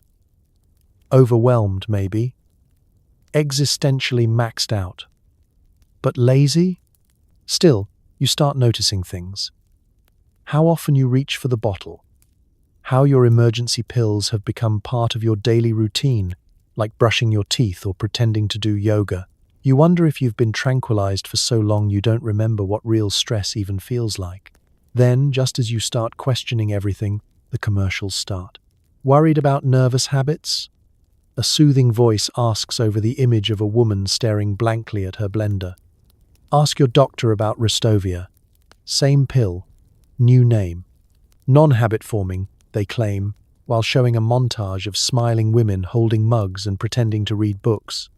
You feel relieved and a little insulted. They're not offering you a solution. They're just rebranding your anxiety with better packaging and softer lighting. You consider stopping, going cold turkey, rediscovering the raw edges of your emotions like some brave spiritual warrior in bell-bottoms. Then your neighbor knocks on your door to borrow sugar and casually mentions she's switching to natural remedies, and for a full 30 seconds you consider burning your own house down. Self-reflection is noble, but it's also exhausting, especially when you're being asked to reflect while still doing everything you did before: the cooking, the working, the smiling, the pretending not to scream in the middle of a PTA meeting because someone suggested another bake sale. So you compromise. You put the bottle back in the cabinet. Not on the counter, not in your purse, just a little farther away. And when the next article drops, Chemical Housewives, the drugstore diaries, you skim it, sigh, and turn the page again. Because in 1970s America, blame is just another trend. And while the headlines might shame you, they don't change the fact that sometimes the only thing standing between you and a complete emotional implosion is a tablet the size of a tic-tac and the fragile hope that nobody will notice. At least not until it's their turn. By the end of the decade, doctors are raising eyebrows and warning about dependency. You look at your empty medicine cabinet, your fading avocado green curtains, and wonder if America will ever be this relaxed again. The vibe has shifted. You can feel it in the upholstery. It's 1979. The shag carpet is tired. The fondue pot is crusted shut. Studio 54 is starting to smell like a midlife crisis. The whole country seems to be waking up from a 10-year nap with a prescription hangover and no memory of how it got here. You're sitting in your kitchen, sipping decaf and staring into a box of wheat germ like it holds moral answers, wondering why you feel nervous for the first time since Nixon resigned. Your pill bottle is empty, not just today, but symbolically. The refills have stopped being automatic. The doctor has started asking questions like, "Do you think you might be relying on this too much?" You laugh politely, the way someone does when their parachute catches on fire mid-air. You don't say what you're thinking. That's sort of the point, Doc. The ads are changing too. Gone are the smiling women in wide-legged pants, holding martinis and prescription bottles like party favors. Now it's all natural relief and inner balance. Herbal teas, meditation, vitamins. There's talk of something called jogging, and you're supposed to embrace it all with an open mind and a strong pelvic floor. But here's the thing. It's hard to transition from a chemically assisted Zen state to kale and hope, especially when you've built your entire personality around being the serene one, the composed one, the one who could host Thanksgiving, attend a dentist appointment, and read a Judy Blume book without weeping, all in the same day. Now, you're jumpy. You cry during coffee commercials. You snap at your toaster. You actually notice your neighbor's wind chimes, and they fill you with rage. You miss the fog, the gentle beige cushion that used to muffle the sharp edges of daily life. You miss gliding through grocery stores like you were being gently pushed by angels. The government is starting to talk about regulation. They say maybe the pharmaceutical companies went too far. That maybe America got a little too chill. There are hearings. Reports. Senators using words like abuse and overprescription. And who thought it was a good idea to hand out tranquilizers like Tic Tacs in a beauty salon? And all you can think is, it worked. Though, you didn't crash the car. You didn't scream at the mailman. You didn't sob in the canned goods aisle. You made it through the 70s intact, if mildly sedated. And now they want you to feel everything raw, cold turkey. While the economy crumbles, your kids enter puberty, and disco dies. You try alternatives. You drink chamomile tea. You sit through a meditation cassette tape, narrated by a man who sounds like he teaches middle school science. You even attempt yoga until your hips loudly file a complaint. But nothing hits quite the same, so you do what any rational adult does when the cultural tide turns against them. You hoard. You find one last refill under the bathroom sink, half a bottle with a faded label and a cracked child-proof cap. You put it in a drawer like a relic, your own personal time capsule, just in case. And every now and then, on a particularly tense day, say, when your blender explodes or someone suggests starting a compost pile, you quietly open that drawer and think, maybe one more float through the clouds wouldn't hurt. Because as the 1970s shuffle off in a cloud of polyester and quiet regret, you're left wondering, was it too much? Probably. Was it magical? Absolutely. And will America ever be this collectively, gloriously sedated again? God, you hope not, but also maybe just a little. It's Sunday evening, and you're hunched over the kitchen table with a pill organizer that looks like it was engineered by NASA. There's a compartment for every day and a color for every mood. Blue for barely coping. Yellow for family reunion. You carefully fill each slot, feeling both accomplished and slightly concerned that your week now fits neatly into a plastic rectangle. The organizer snaps shut with an oddly satisfying click, like sealing a time capsule full of tiny, pharmaceutical promises. You sit back, admire your work, and realize you've spent the last 20 minutes making sure that Tuesday's 10 a.m. anxiety spike will be met with precision. It wasn't always like this. Once upon a time, you kept a single amber bottle in your purse and fished out a tablet as needed, like a gumdrop of grace. But then, as needed, turned into just in case, which became, why not pre-sort them by anticipated social interaction and hormonal instability? Now, your pill planner resembles a mood ring designed by someone with trust issues. Morning, afternoon, evening, pink for general dread, orange for errand-induced rage, One mysterious green capsule that no one remembers being prescribed but has somehow become essential for family movie night. Its organization as self-care. You tell yourself it's no different than meal prepping or choosing outfits for the week. Except instead of carbs and sweaters, you're stacking your sanity like Lego bricks, hoping the structure holds through Thursday's budget meeting and whatever fresh, emotional ambush Friday decides to bring. You've even started labeling events in your calendar based on corresponding pills. Book club equals mild support, dentist equals full sedation, dinner with in-laws equals double yellow plus wine chaser. It's not addiction, it's strategy.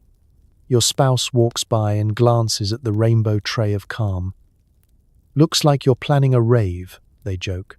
You smile, but deep down you know the only beat you'll be dancing to is the soft thud of your heart slowing to a manageable tempo.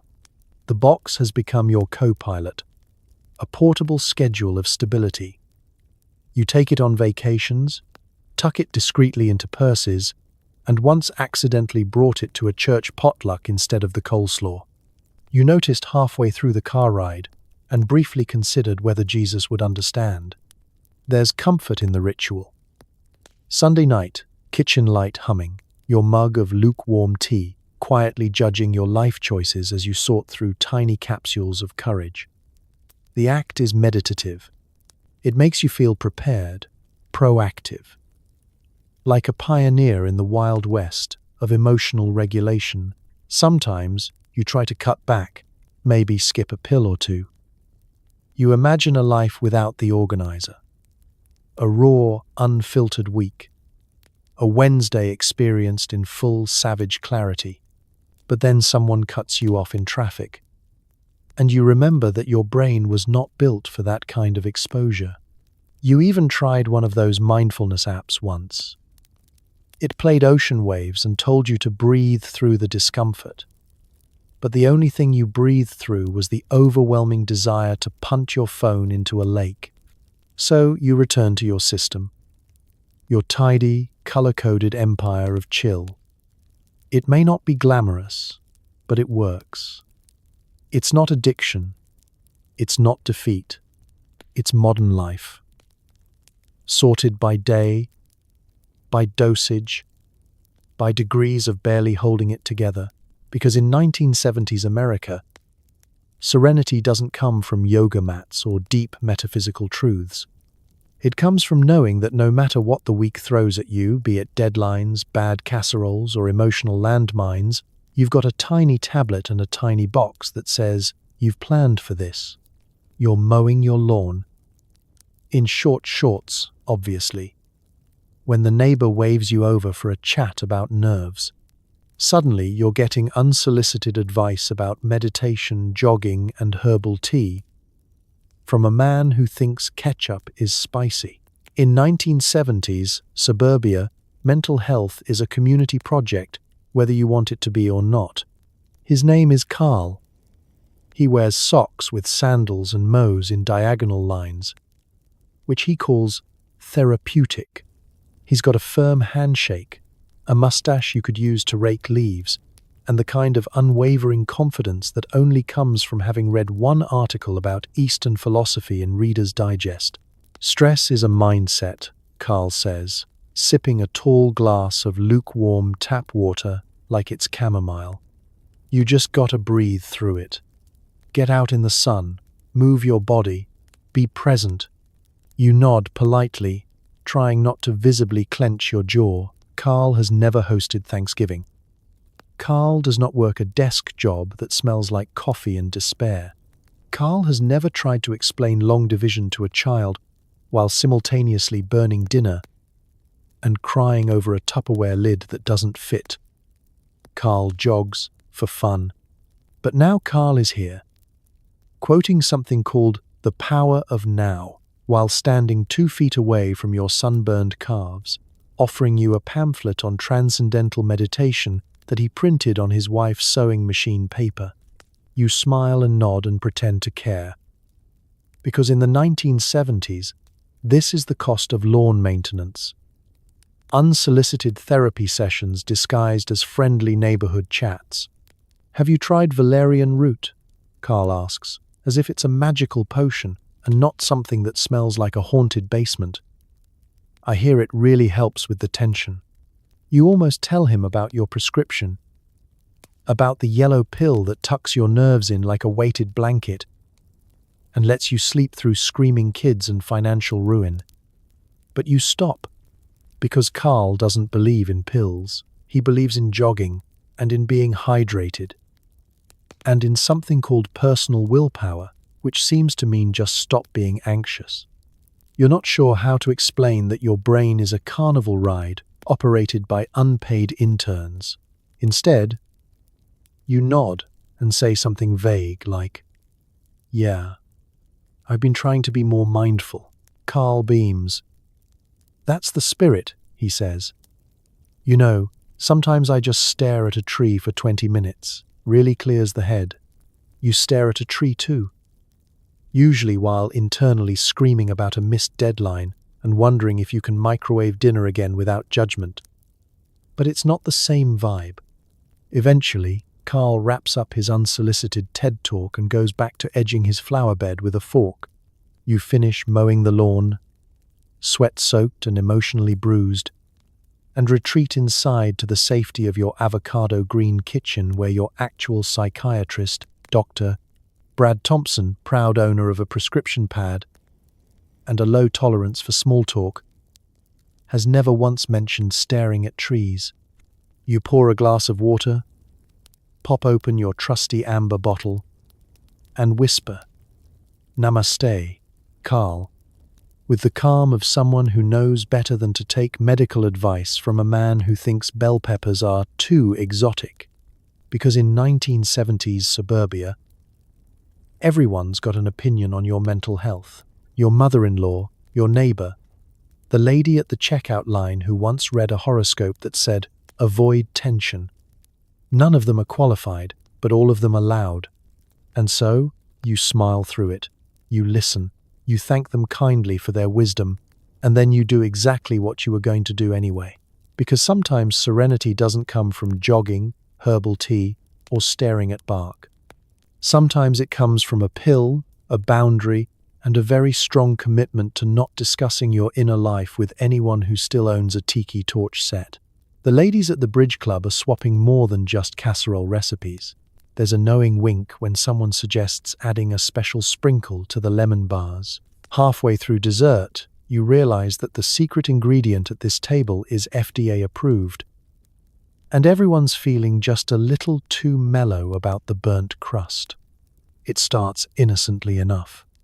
You arrive with your famous 7-layer salad, the one that includes mayonnaise, peas, and a sense of culinary regret. You place it next to a tray of brownies that look suspiciously glossy, and beside a quiche that seems to be holding together only out of mutual agreement. You take a seat at the folding card table, already slightly sticky from someone's iced tea mishap, and glance around. Doris is wearing her usual polyester power blouse. Janet's brought napkins printed with tiny flamingos, and Marlene is smiling like she just heard the secrets of the universe whispered by a very relaxed angel. The game begins. Bridge is played with the ferocity of courtroom drama and the calm of underwater ballet. You're not entirely sure of the rules, but that doesn't seem to matter. No one's keeping score anymore. They're too busy complimenting the pineapple upside-down cake and quietly ignoring the fact that Margaret just asked what suit you're in 3 times in a row. Then comes the moment. "These lemon bars," Doris says, slicing into one with surprising focus, "have a little something extra." She gives a wink, not a sultry wink, more of a pharmaceutical disclosure wink. You blink. She continues, "It helps me relax before bridge, and during bridge, and sometimes after bridge, when I realize I've been playing bridge for 4 hours and haven't stood up once." There's laughter. That smooth, glassy-eyed kind that hovers somewhere between genuine amusement and mild sedation. Janet adds, "I use mine in fudge. Easier to portion that way." Marlene nods sagely. I keep a batch of shortbread in the freezer just in case my sister calls. You begin to notice the subtle signs. The snacks are labeled, but vaguely. Calm Crispies, Serenity scones, mood muffins. Nothing overt. Just enough to know who's baked with a recipe card and who's baked with the support of Dr. Thompson and his signature blue pen. You nibble cautiously on a lemon bar. It's good, almost suspiciously so. Your fingers relax, your jaw unclenches. You suddenly don't care that someone misspelled your name on the napkin place card. You reach for another. The conversation shifts seamlessly from casseroles to coping mechanisms. Someone mentions their husband's bowling league and how he takes a cookie before every strike. Another recalls accidentally serving her medicated banana bread to the pastor. He gave the most peaceful sermon of his life, she adds, without apology. It's not just recreational. These women are planners. They know dosages. They know the difference between just mellow enough to fold laundry and too mellow to remember you started the laundry. They've turned baking into a precision instrument of emotional self-care. And yet, no one says the word Valium. Not directly. It's all euphemisms, helpers, sprinkles, the magic dust. There's a sense of quiet solidarity, a shared understanding that sometimes life is just too loud, too messy, too relentless to face without a little sugar and a little science. By the time dessert ends, you're smiling like you've just solved a complex emotional puzzle. The crust was burnt. The cards were confusing. The points didn't matter, and none of it bothered you one bit. Because in 1970s America, even the bake sale became a quiet rebellion against anxiety, a way to share not just recipes, but relief. One lemon bar at a time. You swing by the corner pharmacy, where the pharmacist is the unofficial mayor of Main Street. Need a prescription filled or just some gossip about who's asking for what? He's your guy. In an era where medicine cabinets are more crowded than the local disco, the pharmacist holds the real power, one refill at a time. His name is Ron. Just Ron. No one knows his last name. You're not sure if he has one. He wears a crisp white coat, smokes menthols behind the building, and always smells faintly of rubbing alcohol and secrets. If you ask for cough syrup, he raises an eyebrow. If you ask for Valium, he lowers his voice and says, "Come around the side." Ron has seen it all, from housewives with twitchy eyelids to businessmen with tight shoulders to your Aunt Marianne, who swears she's only filling the prescription for her friend. He's a vault of suburban struggle, disguised as a man who can legally hand you controlled substances and a roll of lifesavers in one trip. You walk in and are greeted with a nod. The kind that says, "I know what kind of day you're having, and I respect your decision to handle it chemically." Behind the counter is a sea of amber bottles, child-proof caps, and typed-out labels with names like Calm Tabs, Restorix, and Serenity Max. The shelves look like a library for the chronically overwhelmed. Each pill has a purpose.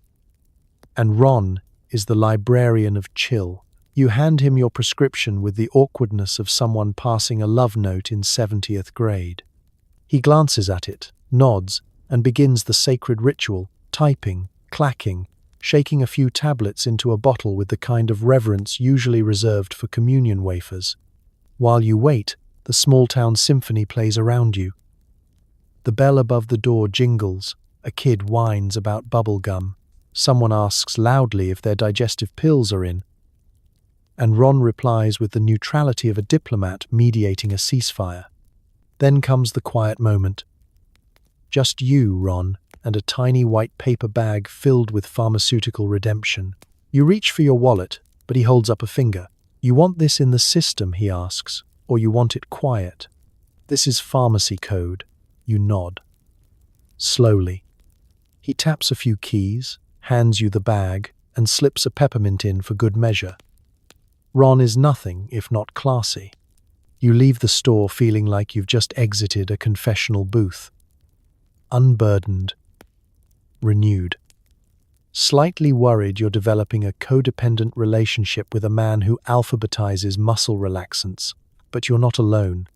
Because in 1970s suburbia, everyone has their Ron. He knows who's going through a divorce, who needs a little help to get through bridge night, who's been asking about natural alternatives but always walks out with the same little yellow pills. He's the gatekeeper of calm, the bartender of the burnt out, the silent witness to an entire generation managing life one refill at a time, and with great power comes mostly discretion. Ron never judges. He just makes sure your pills are counted, your label is straight, and your secrets are safe. Unless, of course, you get a little lippy at bingo night. Then he might accidentally delay your next refill by 24 hours. Because in this town, karma moves fast and it wears a name tag. So you thank him, clutch your little bag of balance, and promise to leave a good review on the community bulletin board. Because in the great, anxious sprawl of 1970s America, your therapist might live across town, but your pharmacist lives right here, 2 blocks away, and he knows exactly how much Valium is left in your bottle. It's 3 a.m., and you're staring at the ceiling, counting the flowers on your wallpaper. Insomnia is the real epidemic. But nobody calls it that. You just take a pill, pour a tiny glass of port, and hope you don't dream about polyester. You wonder if you're actually sleeping better or just forgetting how tired you are. Either way, sweet dreams are only one swallow away. Your house is silent, except for the hum of the refrigerator and the distant, ghostly echo of a Barry Manilow song playing in your head on an endless loop. You toss, you turn, your sheets feel like sandpaper. Your nightgown is twisted around you like a soft, synthetic boa constrictor. Somewhere in the house, a clock ticks louder than your heartbeat. This isn't new. America, at this point, is running entirely on fumes, pills, and the collective delusion that 8 hours of uninterrupted sleep is still possible. There's a reason every bedside table in the neighborhood features a water glass, a half-read copy of Family Circle, and a discreet bottle of something helpful. You try to do the healthy things first. You fluff the pillow, flip it to the cool side. Try breathing exercises. Inhale, exhale. Remember a past argument with your mother-in-law. Repeat. You mentally recite the names of all your children, pets, and major regrets. Nothing. Eventually, you admit defeat and pad softly into the kitchen in your terry cloth slippers. You open the cabinet where the real bedtime rituals live, behind the chamomile tea and unopened jar of wheat germ. Your trusty amber bottle glows faintly under the overhead light like a tiny pharmaceutical lighthouse guiding you toward unconsciousness. Just one, you tell yourself. A light dose, enough to knock off the edge, sand down the buzzing thoughts, and keep you from composing mental letters to the editor about your neighbor's lawn ornaments.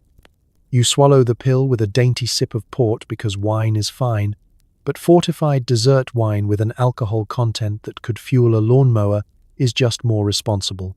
Adult. Sophisticated. Sleepy. You shuffle back to bed. You feel it kick in slowly, like a gentle wave of forgetfulness lapping at the edges of your worry. Your muscles start to dissolve. Your thoughts detach like helium balloons. The wallpaper flowers blur. For a moment, it's all perfect. But then you're still awake. Now you're doing sleep math. If you fall asleep right now, you'll get 3 hours. If you drift off in the next 10 minutes, you'll get 2.5. If you lie there any longer, you might as well just get up and alphabetize your spice rack. You consider a second pill. It feels dangerous, rebellious, sexy even. Then you remember you're 41, wearing curlers, and your most daring act this week was microwaving tuna casserole without covering it. Still, you reach for the bottle again. The second pill is different. It doesn't knock gently. It clubs your brain like a velvet hammer. Within minutes, you're melting. Not sleeping, exactly. More like floating in a warm, fuzzy limbo where dreams don't happen. And if they do, they're just reruns of the Mary Tyler Moore Show. Morning arrives as a surprise. You wake up feeling okay? Not well rested, but not panicked either. Your dreams were probably weird, but you can't remember them. You have vague recollections of talking to a lamp. You're not sure if it answered back. You sit up slowly, like a relic being raised from a tomb. You stretch, yawn, and smile faintly at your own quiet genius. Sure, you're groggy. Sure, your mouth feels like it was used as a chalkboard eraser. But you slept. Kind of. Because in 1970s America, sleep isn't about REM cycles or fancy circadian rhythms. It's about surviving the night with your mind intact and your nerves numbed. It's about trusting a tiny tablet and a glass of port to carry you across the yawning abyss of overthinking. And really, what's more comforting than that? Sweet dreams, darling. Just don't forget where you put the bottle. So tonight, as you drift off in your clean bed, maybe under a comforter that isn't paisley, take a deep breath and exhale a little of that 1970s tension. You've spent the last hour gliding through a decade where anxieties came in amber bottles. The answer to every problem was ask your doctor, and everyone's kitchen had more tranquilizers than teaspoons. Let's be honest, surviving the age of Valium was its own bizarre endurance test. You navigated disco balls and inflation, polyester and public service announcements, all while quietly wondering if the neighbor's lawn really was greener or just better medicated. You kept calm and carried on, sometimes with a little chemical assistance, sometimes just by laughing at how weird it all was. It's easy to look back and shake our heads at the prescription-happy past. But remember, people were just doing their best to muddle through a world that felt overwhelming, unpredictable, and a little too loud. In the face of chaos, Americans did what they've always done. They adapted, improvised, and occasionally invented a brand new way to stress about relaxing. So maybe, as you settle in, you can appreciate how far we've come, not just in medicine, but in understanding ourselves. The bottles on the shelf may change, but the search for peace of mind is as old as history. Tonight, let the quiet absurdity of it all remind you that you're not alone, and that, somehow, people have always managed to make it to morning. Because history isn't just about the wars and revolutions. It's about ordinary people. Sometimes stubborn, sometimes hopeful, and always a little ridiculous, doing what it takes to get by. And if they could sleep soundly in a world full of shag carpet, avocado appliances, and questionable prescriptions, you can too. Good night, and may your dreams be side effect free.